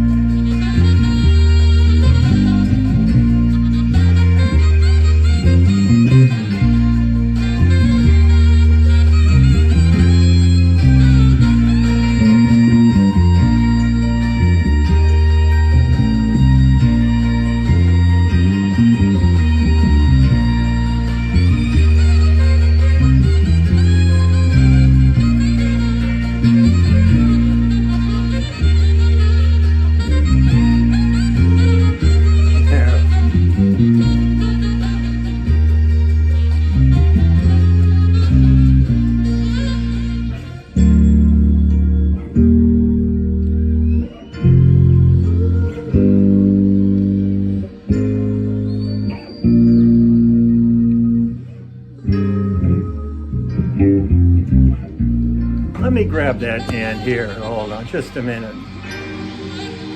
Screwed that one up.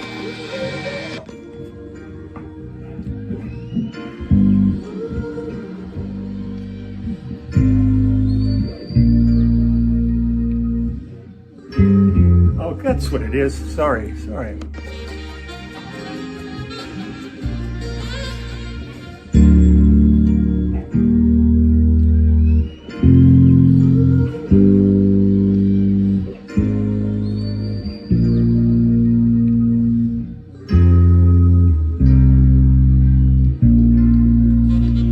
Sorry about that.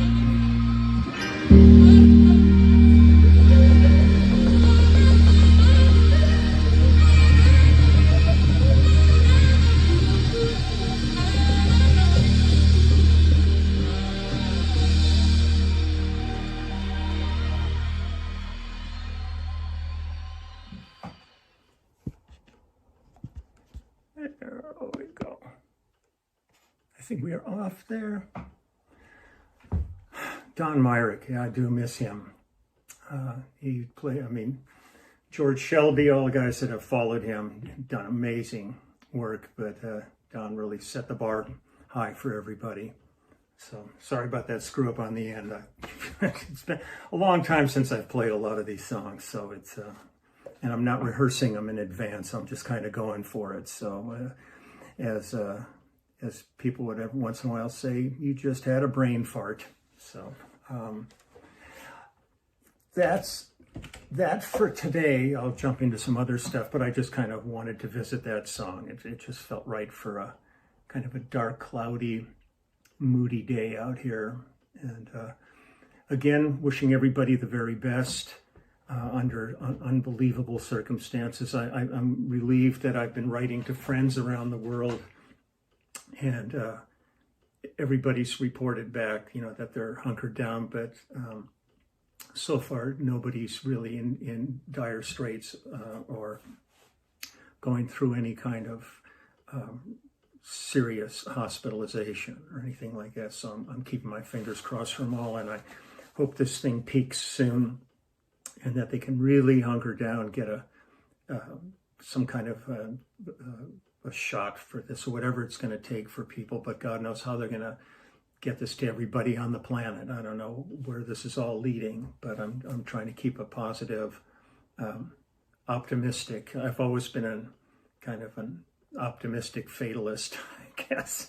But you just take good care. My heart's again with everybody who's out there working so hard daily and round the clock to try to save lives and make everybody's lives as comfortable as they can under the circumstances. So you all take good care, and I'll be back tomorrow, and there won't be any discussions. The sticker will still be on the base, so if you don't like it, it's your prerogative. I've never, they always tell me, that I shut people out who don't agree with me.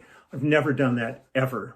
To me, I like dialogue. I have no problem with somebody coming to me that has different opinion on things that I have, as long as they come to me with something based in fact and substance, and not just some nonsense that they heard on some stupid news show or something they read in a tweet. But I'm happy to have conversations with people of opposing opinions. I've had people come up to me on the road and they wanted to talk, and I say, yeah, let's talk. And we've had some great conversations about things. We didn't necessarily change the way each other thought, but I think it's important to have a dialogue and at least understand where we're all coming from. So, but I'm going to keep resisting. I'll take that the minute things get better in my heart. When things have gotten better, I'm thrilled to take that sticker off. That would mean that something good has come of this. But it's going to stay until that moment happens. So you all take good care. I just adore reading all of the responses and everything. And thank you to the people that are getting this stuff posted on my Facebook page. It's great to share it there. Because there's a lot of people who that's where they go, and this will give them a chance to do that. And if you see it posted, you don't have to continue posting it. Some of these things have been turning up hundreds of times, and that's not necessary. But if you come on there and you see this one posted, then then it's there, and it's there for whatever the perpetuity of these posts is. So, and I'm just going on and boring the crap out of myself, and I know you all have better things to do. So get to work out there, and I will see you tomorrow. Take good care. He's back. I didn't do a song yesterday because the night before, I think I got about 30 minutes of sleep, and I was, as they say, knackered yesterday. Had a bunch of things to do, and just didn't have the chutzpah to get out there and do another song. But today I'm ready to go. I've been out. I did some. It's early morning here. Which is always strange doing these things in the morning, because I'm used to playing them at night when you've had a whole day to get it together. But I've gotten a bunch of stuff done and fed the dogs, cleaned up the yard because it's a kind of a pretty day out today. We've been dealing with rain every day, so there's a lot of debris. A neighbor's house just up the street from me had a big 100-year-old oak tree that toppled yesterday in his front yard. Fell completely across the street, and I'm just going, thank God nobody was driving by or walking by, because they would have been killed, because this thing is huge. It's 2 days now they've been out cutting this thing up, but it's so heartbreaking when you see a tree go, because you're not talking about replacing a block wall or something. You're talking almost in geological time. For even if he planted a big oak tree, to get as big as that one would be 75 to 100 years. So it was sad, very sad. And also, a question I've been getting is, on the wall behind me, this is just a room full of clutter. This isn't really anything. It's not like a music room or anything like that. It's just got a bunch of crap piled up in here. But there was a thing hanging on the wall back there that people could go, what's that shirt? What's that shirt you got? So the mystery will now be solved here. When I was out with Toto, somebody made this, and this was a gift to us.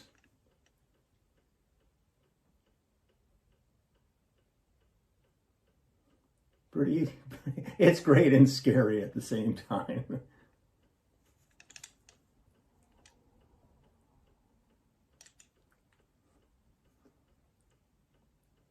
I will hang this back up.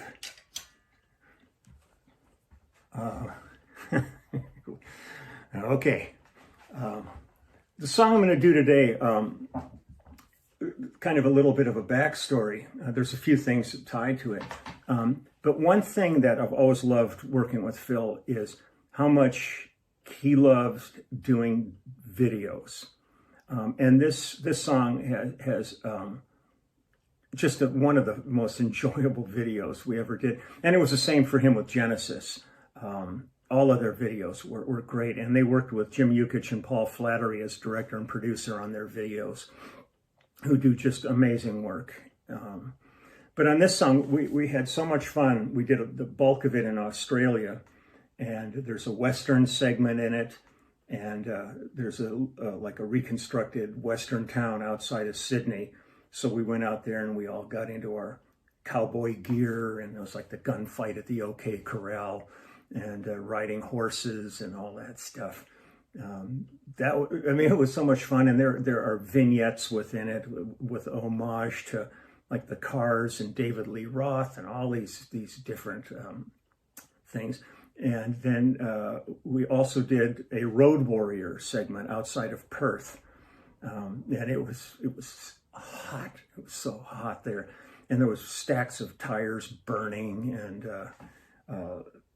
the dog, I think, in the video was the dog from the Road Warrior, and George Miller, I think, was involved in that one shoot, who did the Road Warrior. I'm pretty sure. I can't say for sure, but it was an absolute hoot doing that. We had such a great time, and it ended up being really one of my absolute favorite videos that Phil did.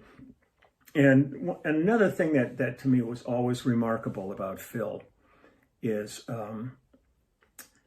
when we rehearsed, not for the last tour, for the tour previous to the tour we just finished, we rehearsed, we did a couple of days of like rhythm section rehearsal, but we went in almost immediately into full production rehearsals at Brave Film Studios outside of London, had a sound stage there. So everything was set up and could be tweaked and worked on.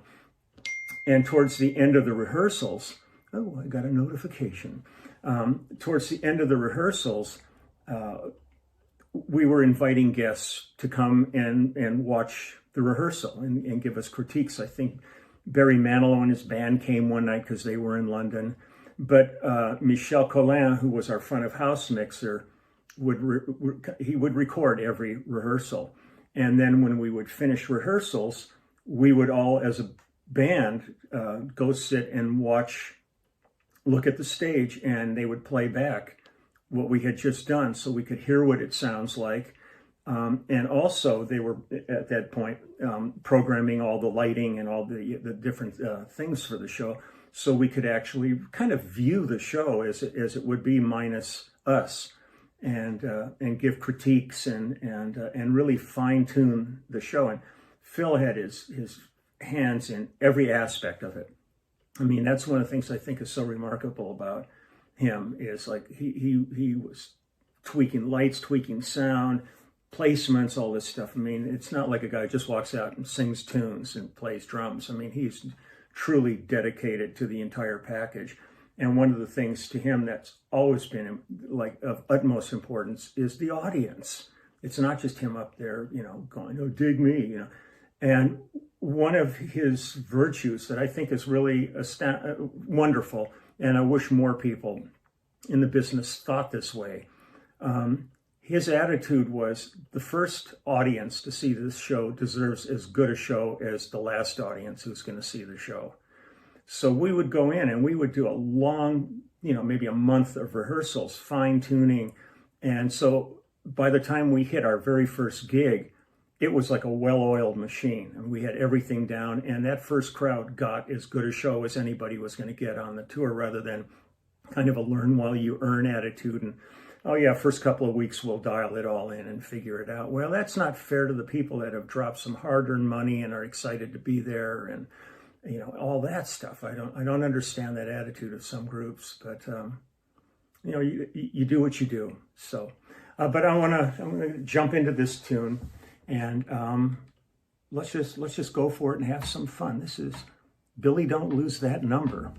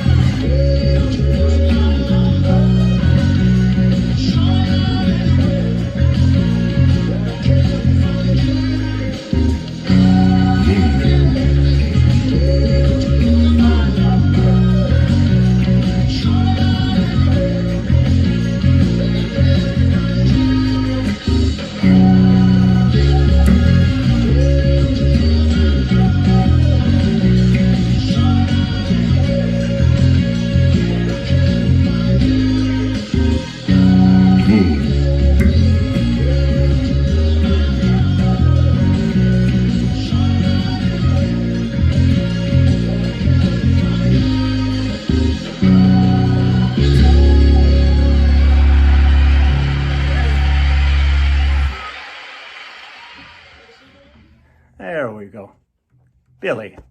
That was Billy. Let me shut this off. Oh, Christ. I'm in such an awkward position doing this. Singer. Oh, stop. Stop it. Okay. That's Billy. And again, I apologize for some sloppiness because if I'm sitting next to the drums and Daryl, I can dig in and the pocket gets really deep on it. Here I'm sitting in a funny position between tiny track, huge bass, and it's annoying as hell, but it's the only way that I'm aware that I can do what I'm trying to do. So I hope you're all hanging on okay through all of this. Yesterday I had to do a bunch of marketing. I looked like a hazmat guy working at 3 Mile Island when I left the house. People were probably gathering up their children in fear when they saw me coming. But I got done what I had to do, and I have friends that can't get out, and I'm making some deliveries to them and things like that. But the thing that blows my mind is the other night, they made a rule here, certainly in Los Angeles County, I don't know if it's statewide, but in the county, that you can't go anywhere without some kind of face covering, without a mask, a bandana, anything like that. And I'm standing at the market, and they got everybody segmented off like 10 feet apart. They're doing the right thing. They're cleaning every shopping cart, and everybody working in the markets got gloves and face masks. And there's morons standing in line without any gloves, without masks or anything, and they sit there for like a half hour waiting to get in. And then when they get to the door, the person goes, "You can't come in." And then they get pissed off. They go, Why can't I come in?" You have to have a mask on. "Well, can I go in and get you a do you sell them here?" And they're going, "No, it's a supermarket. We don't sell." And you just look at some of these people and you go, they basically have enough brain function for basic life support, I think. And that's kind of where it ends. But I think the shopping cart that was next to them probably had more intelligence than they do. And I saw this at several places, and I just go, man, this is nothing to be trifled with. I know people who've died from this, people who are very sick. And to be treating this like it's a cold it's quite staggering to me. And I was watching Mario Cuomo this morning talking about what's going on back in New York and being questioned about when's everything going to open up and blah, blah, blah. And he's so damn smart and just trying to explain to the reporters that when people aren't going to be put in peril to go out, then things will start opening up. But as of right now, it's too dangerous. So be smart. I mean, there's people, like I say, every day that are out there putting their lives on the line on every level. All the healthcare workers, doctors, nurses, assistants, all of those people, all the people working in the hospitals trying to keep them clean and safe as they can be. All the people working in the market and the pharmacies, and people are treating this for what it really is. So don't go out there and trifle with it. If you're going to go outside, cover up. There will be a time when you'll be told, we can go out now and it's safe. Then you can go out and celebrate with it. But right now, be as smart as you possibly can. And if you see somebody that's being stupid, call them out, because they're not doing anybody any favors by being stupid. They could cost somebody their life. So you guys take good care. I wish I would have played that a little bit tighter for you, but the thing is, I do too much talking beforehand. And if I screw up in the middle of it, it's just a pain in the ass to go back and tell my stories again. So take good care. And I've got a couple of deliveries to make today, but I'm trying to lay low. We've been having fun there's an app called Acapella. When you see all these videos with like windows with people all performing together, I think the one we've been using is Acapella, and I've done 4 videos now with Judith Owen and Pedro Segundo that are really great. She did a beautiful tribute to Bill Withers. And then our band, The Immediate Family, is finishing up our second one now. And it's fun. It's really fun. I can't be with any of these people, but when it comes down to doing these things, we're all back together again. And it's really a treat and a joy to stay connected like that. So safe day to everybody out there. You take good care, and I'll figure out what to play tomorrow. I've gotten kind of out of order, and I just think life is sort of out of order at this point. So I'm going to also do maybe some Tarzan and Disney stuff, because a lot of people discovered Phil during that period. I'll get around to everything that I can possibly do. So I'm going to go and fluff up a little bit here, maybe put a couple little bows here, like I've been to the poodle parlor or something like that. So take good care, and I will see you all tomorrow. Leland Sklar here. I'm not going to be doing a song today because we had a beautiful day yesterday, and I was doing yard work and managed to get a rose thorn right through this fingertip. So I'm going to give it a day's rest. But one of the things that I've been asked about a great deal over the years is my gear. What do I use? My setups and all that. So I thought I would take advantage of it's a rainy Easter Sunday here in LA, and I'm going to go over my gear with you. But I want to clear up something that I posted before, and I made a mistake, and my friend Pablo Fassi contacted me and said when I did One More Night and credited the sax solo to Don Myrick, that was actually, the recording was from the first Final Farewell tour, and that's Gerald Albright playing saxophone.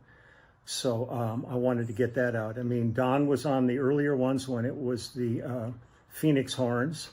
Then Gerald came, and then after Gerald moved on to mostly his solo career, which is amazing, George Shelby joined the band and has been fabulous. So just wanted to clear that up. I want to keep all this stuff straight and give credit where credit is due. So I'm holding the camera. I hope I'm even in it, because I for some reason it's not allowing me to flip around in the course of my video. So I'm staring at the back of my camera right now and hope it's there. But I'm going to turn the camera around now and get started looking at my gear. So here we go. I'm going to start right here.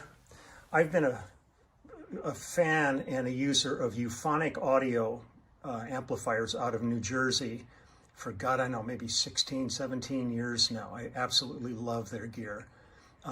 This is the amp that I use in the studio. This combo is great. It records beautifully. And one of the nice things is it's got a handle on it, so I can roll it like luggage. So when I get stuck parked a block away from the studio, I can just roll my gear in there. I'm not schlepping it like the Sherpa that I was for most of my career. So this is my EA rig for studio work. When I'm touring with Judith Owen, we do a very intimate show. And a lot of times it's me and Judith, or me and not that horn out there, or me, Judith, and Pedro Segundo on percussion.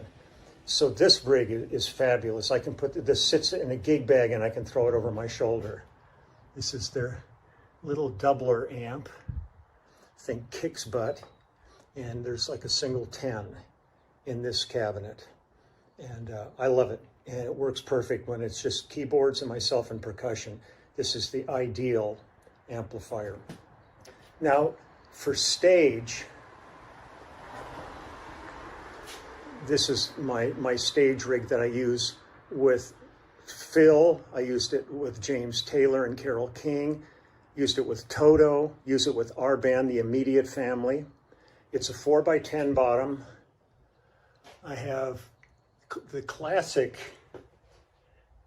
and the Pro up here.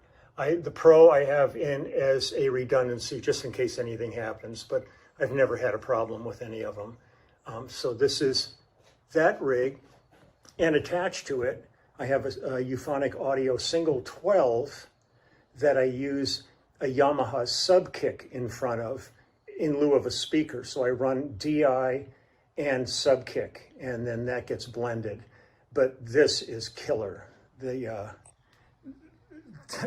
sound that this makes. I've got it sitting a little farther away than normal. Normally, the sub kick is about a ½ an inch off the grill, centered on the 12 that's in the cabinet. So between this as my stage rig, this is my mini Judith rig and my studio rig. So, and I love all these stuff. Euphonic Audio, when I got turned on to them, I was sold. I absolutely love their gear. And I recommend anybody who's looking for gear, at least check them out. It's well worth it. They are a wonderful company, and Larry Ellman and John Dong really have quite a company going back there. One of the things I love using, and I don't get a chance that often, is I've got my Taurus pedals, which are just the best. The Moog Taurus pedals.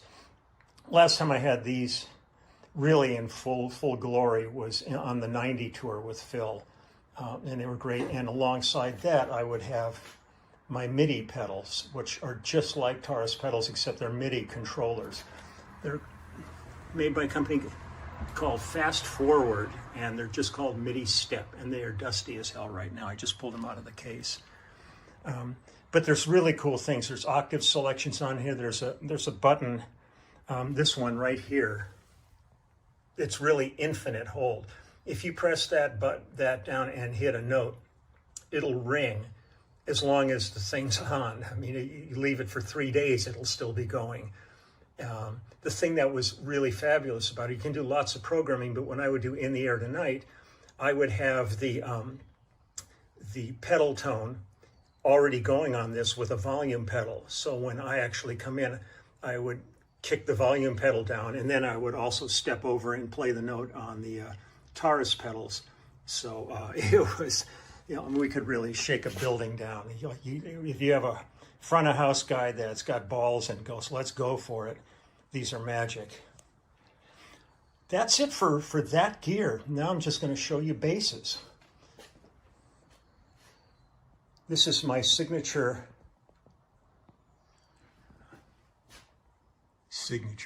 wow, my signature Dingwall bass. I've been with Sheldon for probably 17 years now. I love his basses. He came up to me at a NAMM show back in the day and just had one of his basses and showed it to me and said, I'd love for you to check out my bass. And I said, explain to me, because as soon as I looked at it, I saw the fan fretting, and I said, what is this all about? And he explained to me about Ralph Novak's and his concept of fan fretting. And really what it does is it tempers the bass. It's not like the Featon tuning system or any of these other different, there's so many different versions of intricate fretwork that people are doing. But this really, the idea is you open up a piano and the low strings are longer than the high strings. And it's simple as that. And this has the best B string I've ever used. It actually, on all of them, I have a Hipshot detuner on the B string. So I can drop that to an A if I want.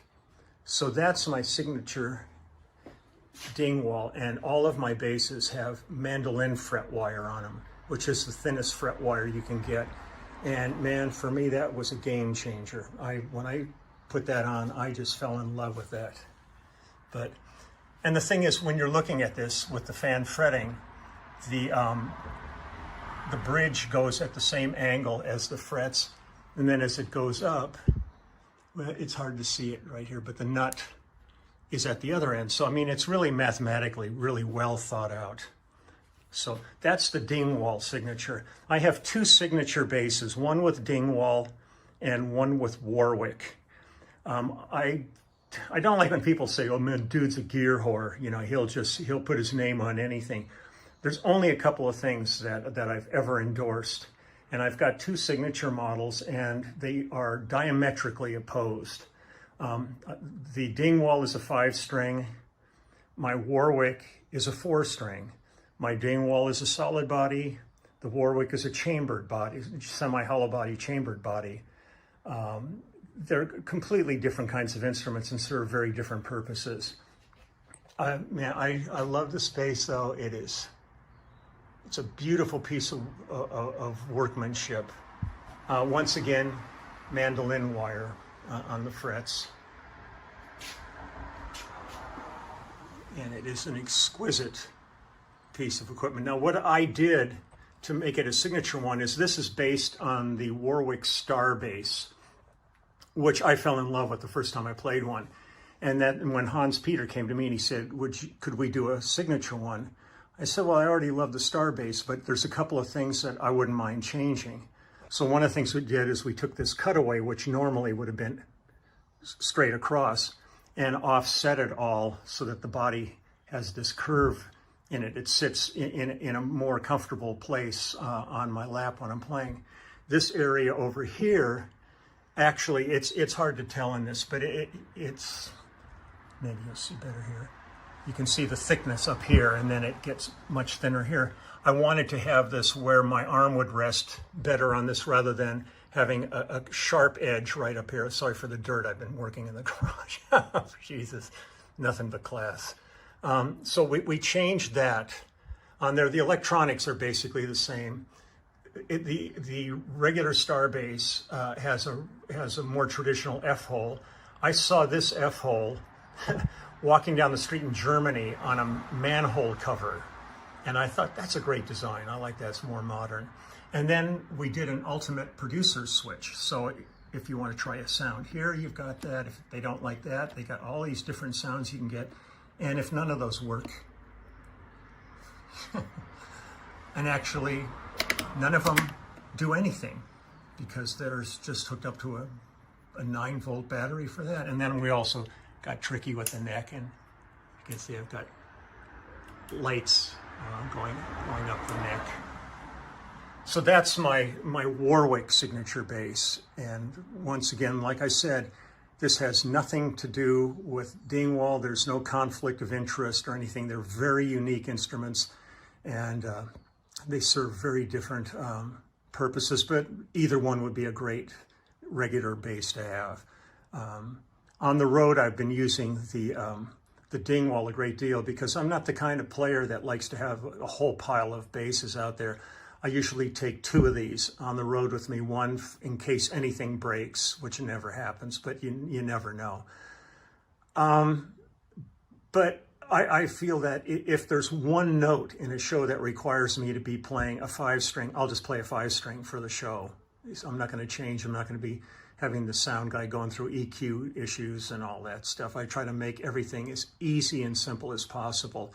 When I was touring with Judith, I was using this bass because it's perfect for the music I cut. I usually use the bass that I record with, if I can, for the live gigs, just to maintain that.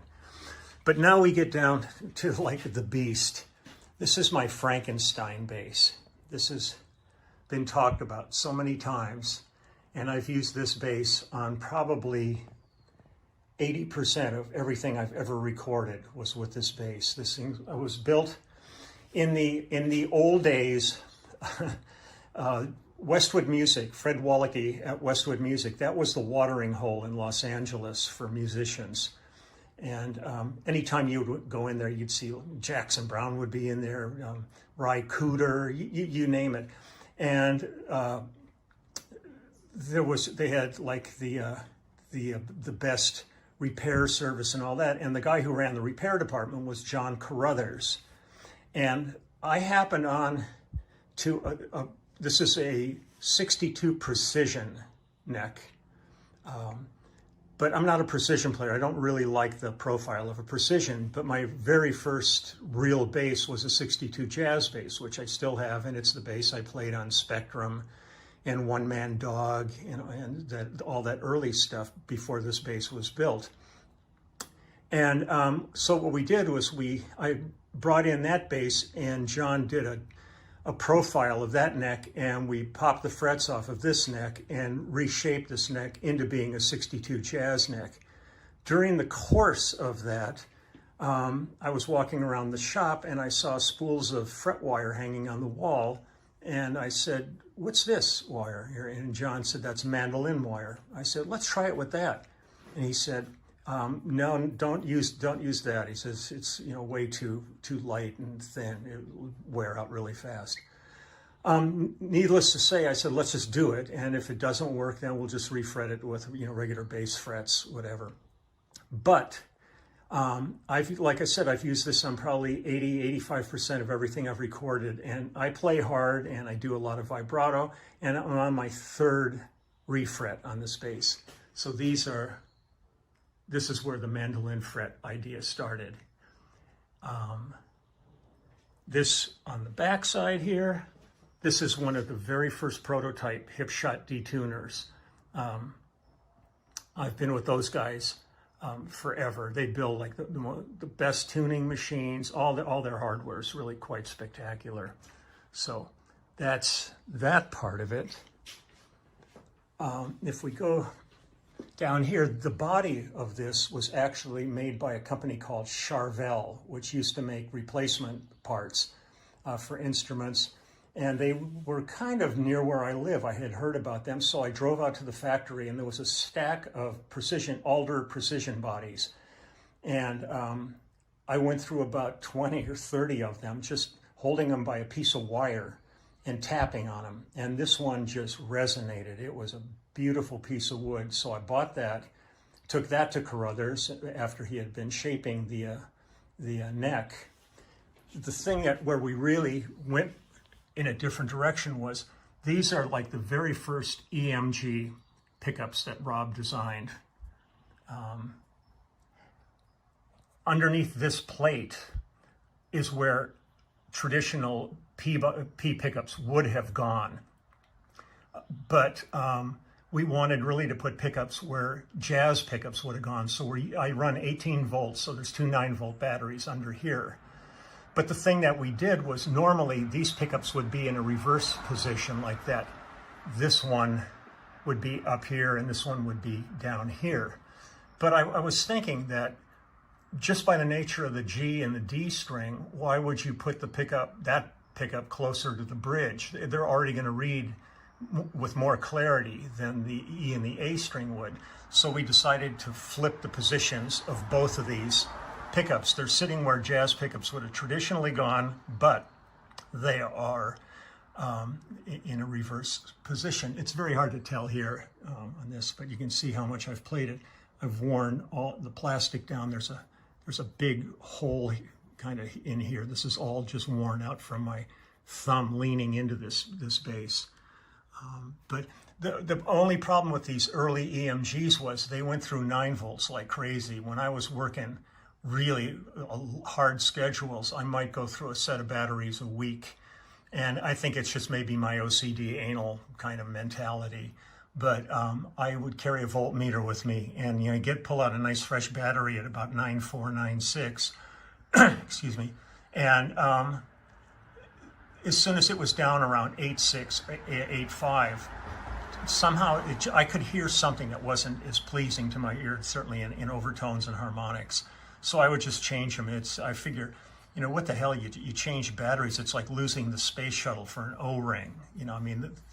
I carried boxes of batteries with me and would test them before I put them on. Then it's got a badass 2 bridge. Now you can see where an original bridge actually was on it. Now, when this was built, this body was just all, just beautiful piece of wood.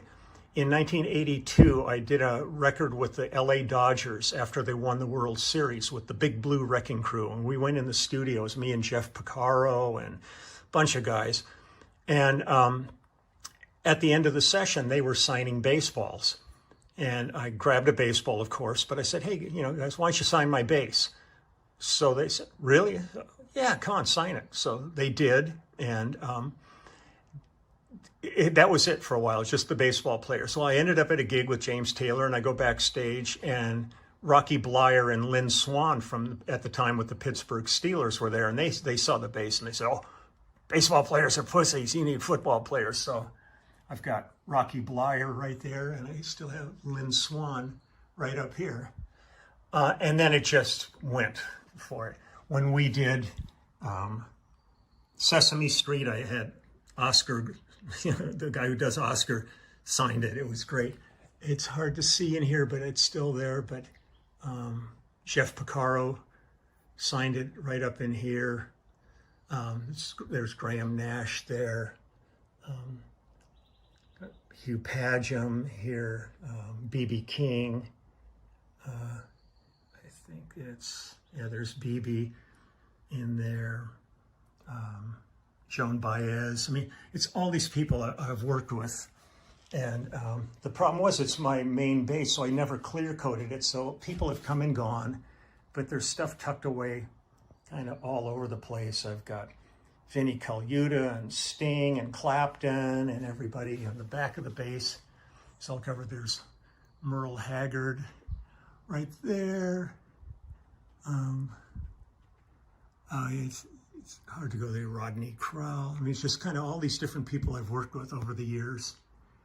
And it's really, for me, it's really kind of an absolute joy to just, go down memory lane. I have one other bass like this that Yamaha built kind of as a duplicate of this. It was close, but it's a black one. And once I filled that up with signatures, I clear coated it. So that one is protected.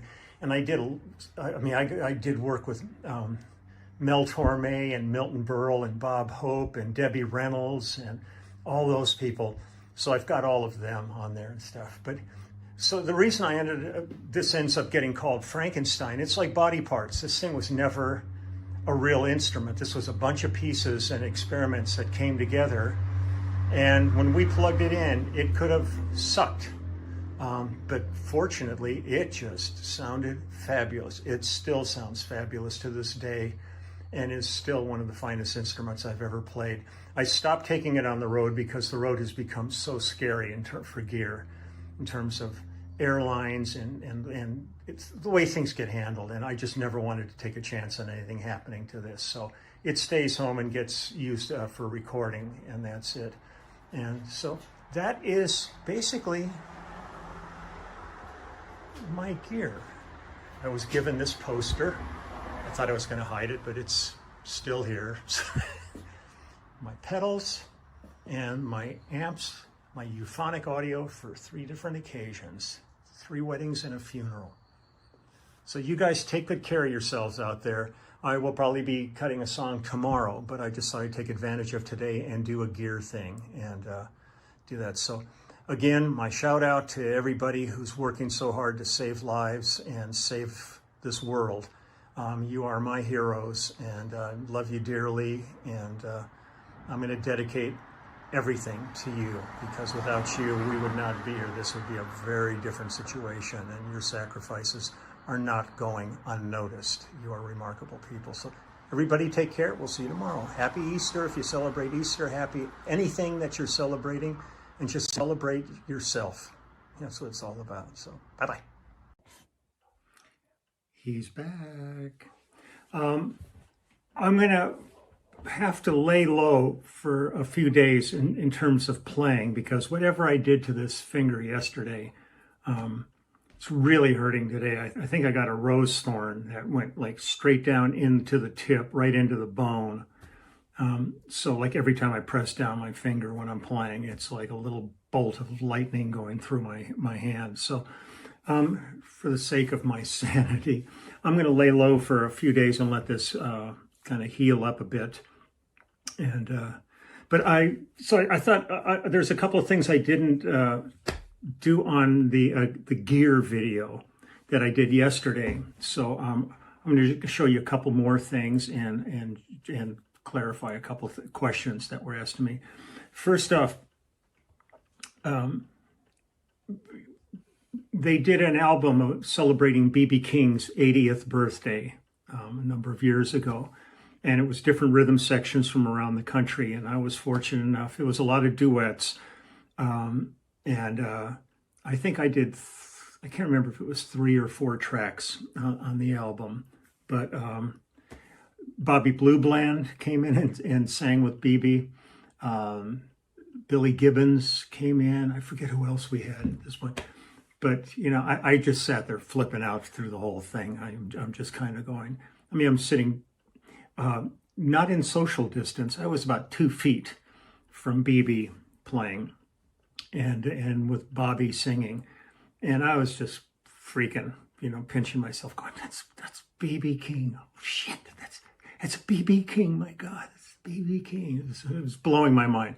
It was a fabulous experience. And when we did the album, I decided to use my Hofner bass on it, and I stuffed a bunch of foam rubber into the strings and got the thing really dead and thuddy, so it sounded more like an old upright on it. It seemed to be really fitting. But when we finished the project, I just said to BB, would you do me a favor and would you sign my bass for me? So here's my Hofner with BB King's signature on it.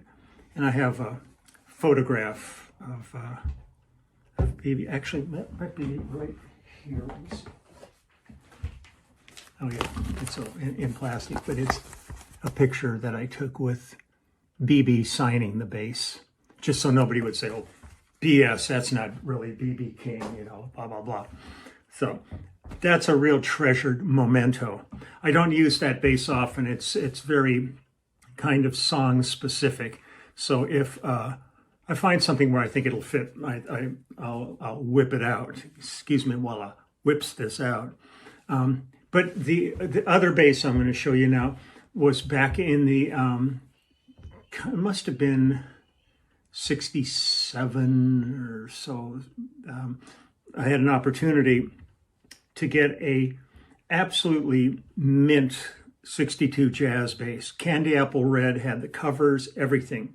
Just beautiful mint bass. And got it for $90.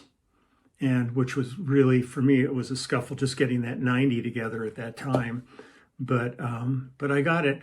And then this was when I was in college, and I was sitting around one evening, just kind of bored. And I took out a hacksaw and a knife and decided to change the bass. So I cut the body up on it. I sanded it down. I got out some stain and did work. And it's, to me, so representative of that period.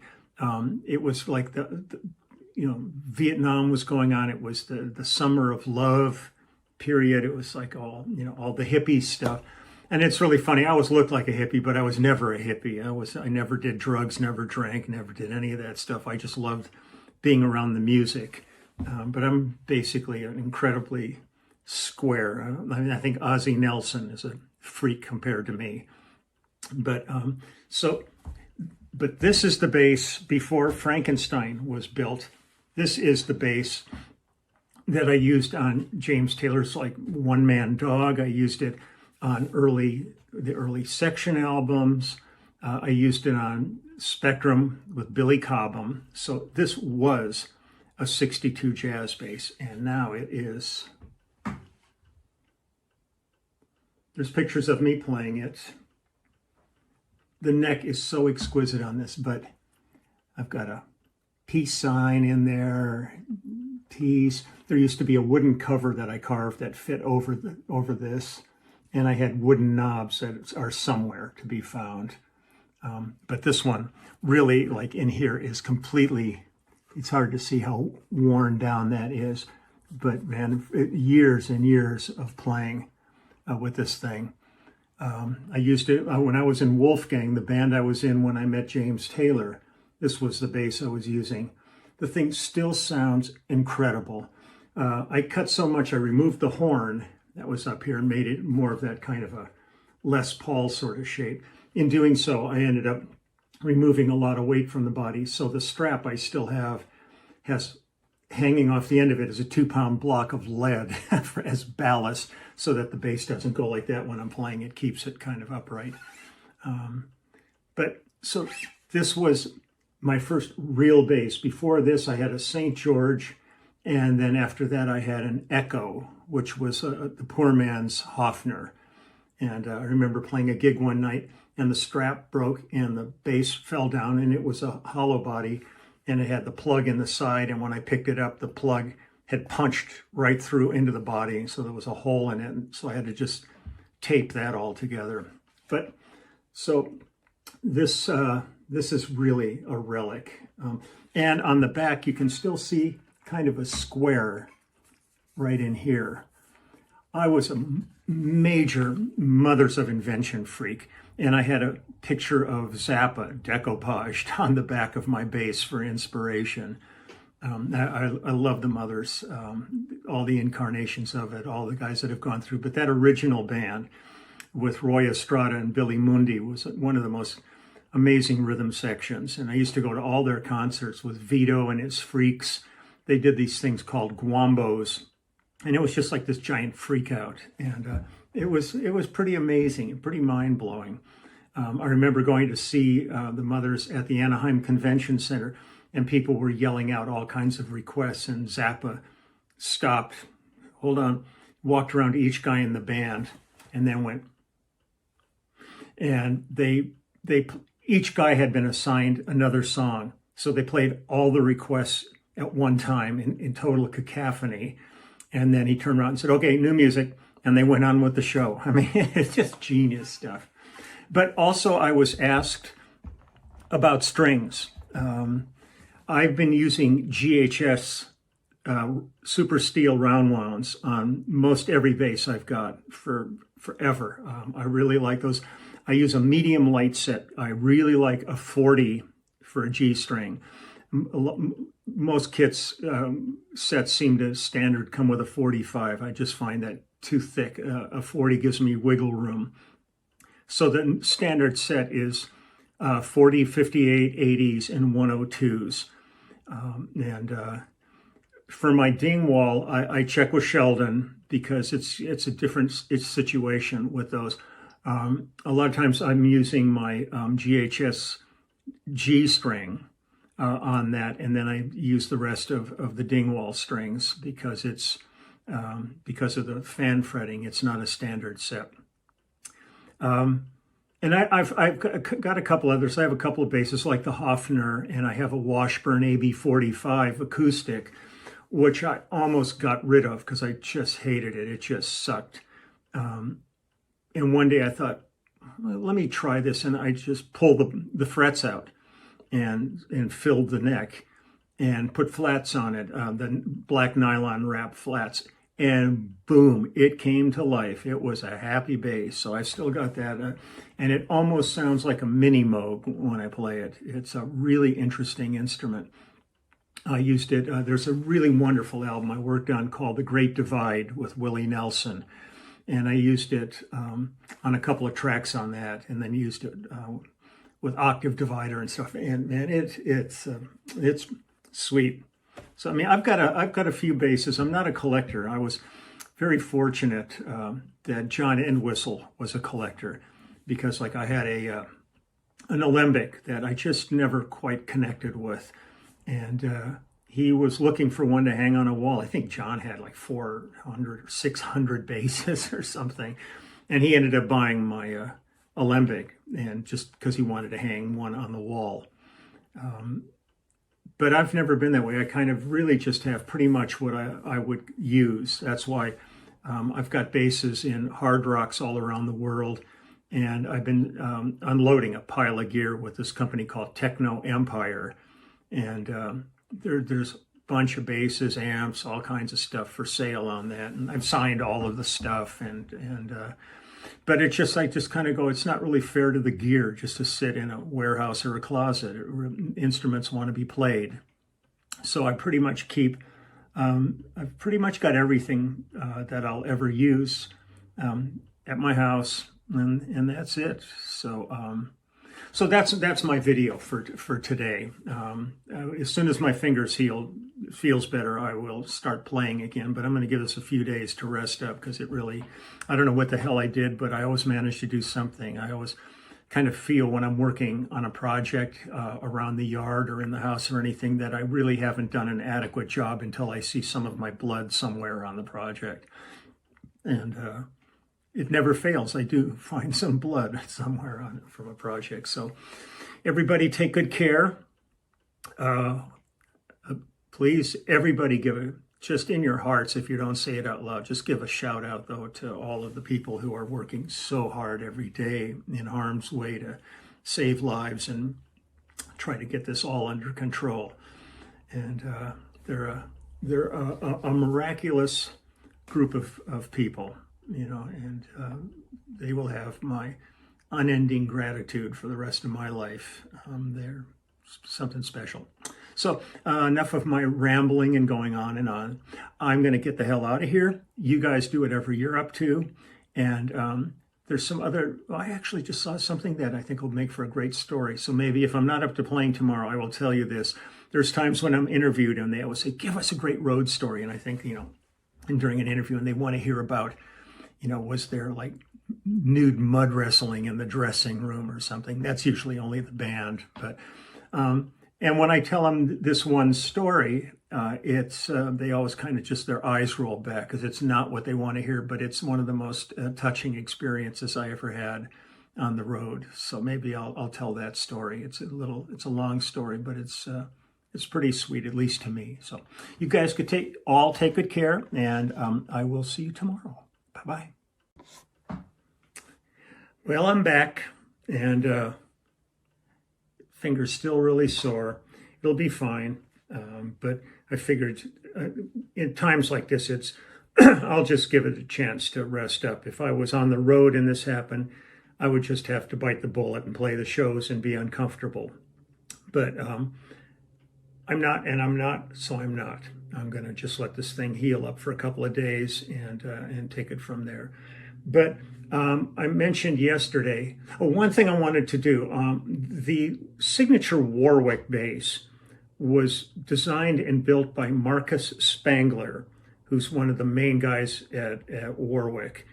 He's a brilliant luthier and conceptualist, and he came up with the advanced producer switch and all this. He had a very kind of sheepish grin when he brought it to me, and he said, "No, check this out." So I wanted to give credit to Marcus because he's an amazing cat. But yesterday I said, look, if I can't play today, I'll get back to playing. I'm loving this, so I'm not shying away from it.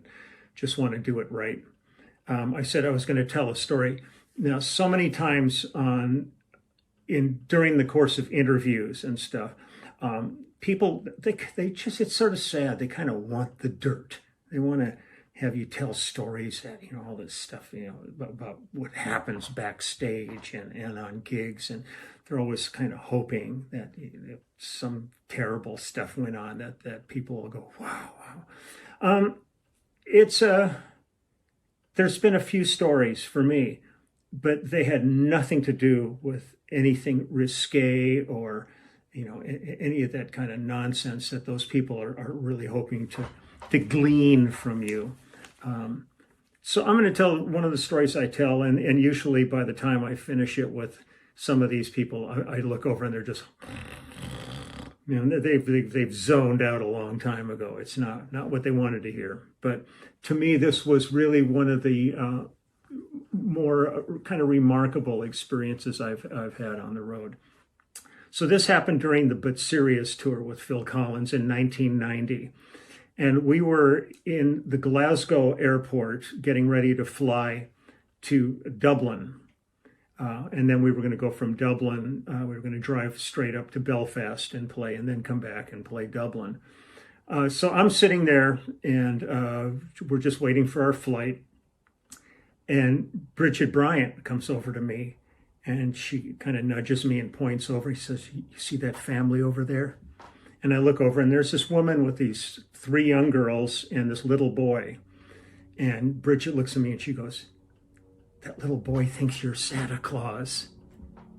And I went, "Oh, that's great." And I look over, and this kid's like, he's like sheepishly staring over. So it's really sweet. Well, eventually the 3 little girls come over. They must have, at that time, Jesus, been like, 5, 7, 8, somewhere right in there. They were all pretty close in age.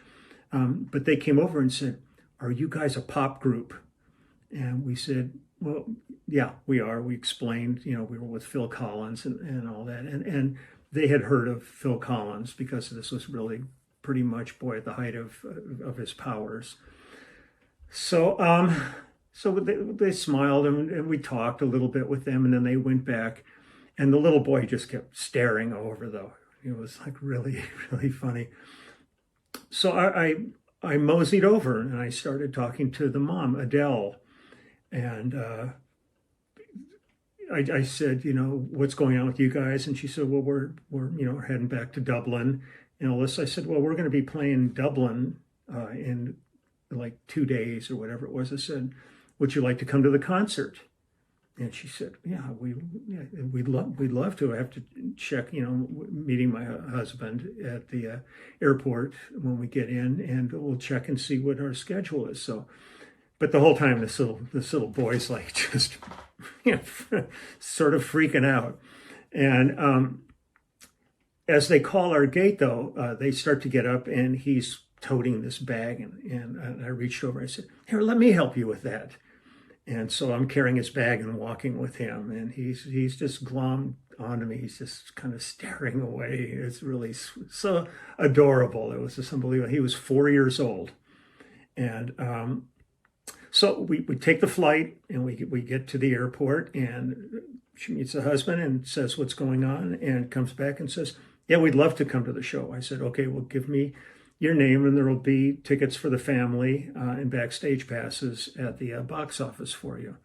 So we move on, and we go up and we play Belfast, and we come back, and I put their name on the list and everything, and they come to the gig. And afterwards, like Mom even mentioned, she said, I figured you would probably just, forget about this. This wasn't going to happen. But they had a great time. They apparently really enjoyed the show. And they came back after the show, and the girls had gotten autograph books. It was so sweet. So I got Phil and the band, I got the crew, I got everybody to sign their autograph books for them. And at this point, little David, the 4-year-old, had really glommed onto me. And so we're all sitting in the dressing room together after the show, and Phil sitting there, and Cheryl Martinelli, who was our publicist, looks over at David and points to Phil and goes, do you know who that is? And he looks over at Phil, and he looks back at me, and he goes, "That's Santa's helper." And we almost all started crying. It was just one of those moments. And it was so sweet. The daughters were Emma, Sarah, and Vicky. And so finally, the evening winds down, and they tell us, we got to get going, going to get on the bus. We're going to move out. So I said, give me a few minutes. And I walked them all out to the parking lot. And I was carrying David in my arms. And he was holding on tight. It was great. And he whispered in my ear, he says, "I've been really good. I want to train." So I go, okay. And as we get to the car, I leaned over to the dad. I said, he wants a train. And he goes, "I know, we already got it for him." So it was great. I said, "I know you've been a really good boy, and I think your dreams will come true. So you just keep up what you're doing, but you're really a special young man." And I went off, and that was kind of the end of it. And then one of the things I love about Facebook, and one of the reasons why I get so furious when I'm kicked off of Facebook, never once for a good reason, and I'm not going to go into that, but one of the things I like is I reconnected with the family on Facebook, and I watch all their adventures and stuff. Well, when on the tour we played that we just finished, we played Dublin, and the family came, Mom and the 3 daughters and the son and a friend of the family came to our show in Dublin, and we all hooked up at the hotel afterwards. Well, I walk in and I see this man standing there and stuff. Well, it's David, and he's 30 now. He's not 4. I mean, it was 26 years ago that we hooked up. And it was just so wonderful seeing this family as adults. The daughters have all grown into these amazing, just vibey, cool chicks. Two of them made the gig. I forget, one of the girls couldn't make the gig. Something was going on. She couldn't make. But it was the 2 of the daughters, Mom, a friend of the family, and David. So we're sitting around talking, and afterwards, and it was so sweet. And then David gave me a gift, and the gift was the train that he got that night. And if you look on one side, it's got my name on it. On the back, it's got the date when we met and now, and then Santa. So I have this sitting here on a shelf right in front of me when I'm doing things as a reminder. I absolutely adore this family. They are just the coolest people. I was digging around. I was going to show a photograph, and then I forgot to do it, and it's on my phone, which I'm talking into, so I can't change that right now. Maybe at some point I'll post the picture. But so Adele and Emma and Sarah and Vicky and David, you are one of the coolest families I've ever known in my life. And those are the kind of things that happen on the road that I cherish. It's not all the crazy stuff, and there isn't that much of it out there. The road is a job. It's a business. A lot of people forget that because they say, oh, you're playing. It's not playing like playing catch. We're playing music and doing a very serious business. But those moments when you get to meet people and develop these kind of relationships, and now that have gone on for 40 years, that I've pretty much known this. I've known them since 1990, and we stay in touch on Facebook. And I go to their pages and I follow them and see what they're up to. And they're just great people. They say at Christmas time they gather as a family, and one of the things they like to talk about is kindness and people in their lives. And they said that this story comes up every year with them too. It meant a lot to them. So that's what I wanted to share today. I don't have some playing today. I'm still waiting for the finger to heal up. But I just wanted to tell this story. There's a few others, and maybe I'll tell them down the line. But I just, Adele, you and the family, I love you guys very much. You are a really special little beam of light in my life. And you're always in my thoughts. And I am sending my best wishes to you. And I hope you're all safe and sound during this period. Hard part now is, I do have emails, and I'm staying in touch that way, but not being able to join you and comment on Facebook. It just infuriates me that the social side of my life that is on Facebook just gets shut down for the most ridiculous, nonsensical reasons. But so again, I'm gonna go out. We went from raining yesterday to a beautiful, clear day. So I think the pups have had breakfast. I think it's time to get them out and go wandering. And then I'm going to be doing a podcast for Inside Music Cast today at 4:30 my time, West Coast. And I'm going to be talking to the cats. I haven't done one with them in a long time. I'm looking forward to that. This is one of the perks of this downtime and being quarantined is I'm hooking up hooking up with a lot of people and doing interviews and podcasts and a cappella videos and stuff that I probably wouldn't have had a chance to do this stuff under other circumstances. But I will continue this even after we're well, and I'm hoping we all get well much sooner than much later. Again, my heart's with everybody who's working so hard. My heart's especially with all the families who are suffering through this. When you're sitting in your house and everything seems okay, you kind of forget that there are people dying and people are losing family and friends. So it's a very terrible, terrible situation. Be as smart as you can. I don't care what comes out of Washington as far as let's get this country back on its feet and get out there, and don't fall into this trap. Really be smart and investigate things before you step back into the community.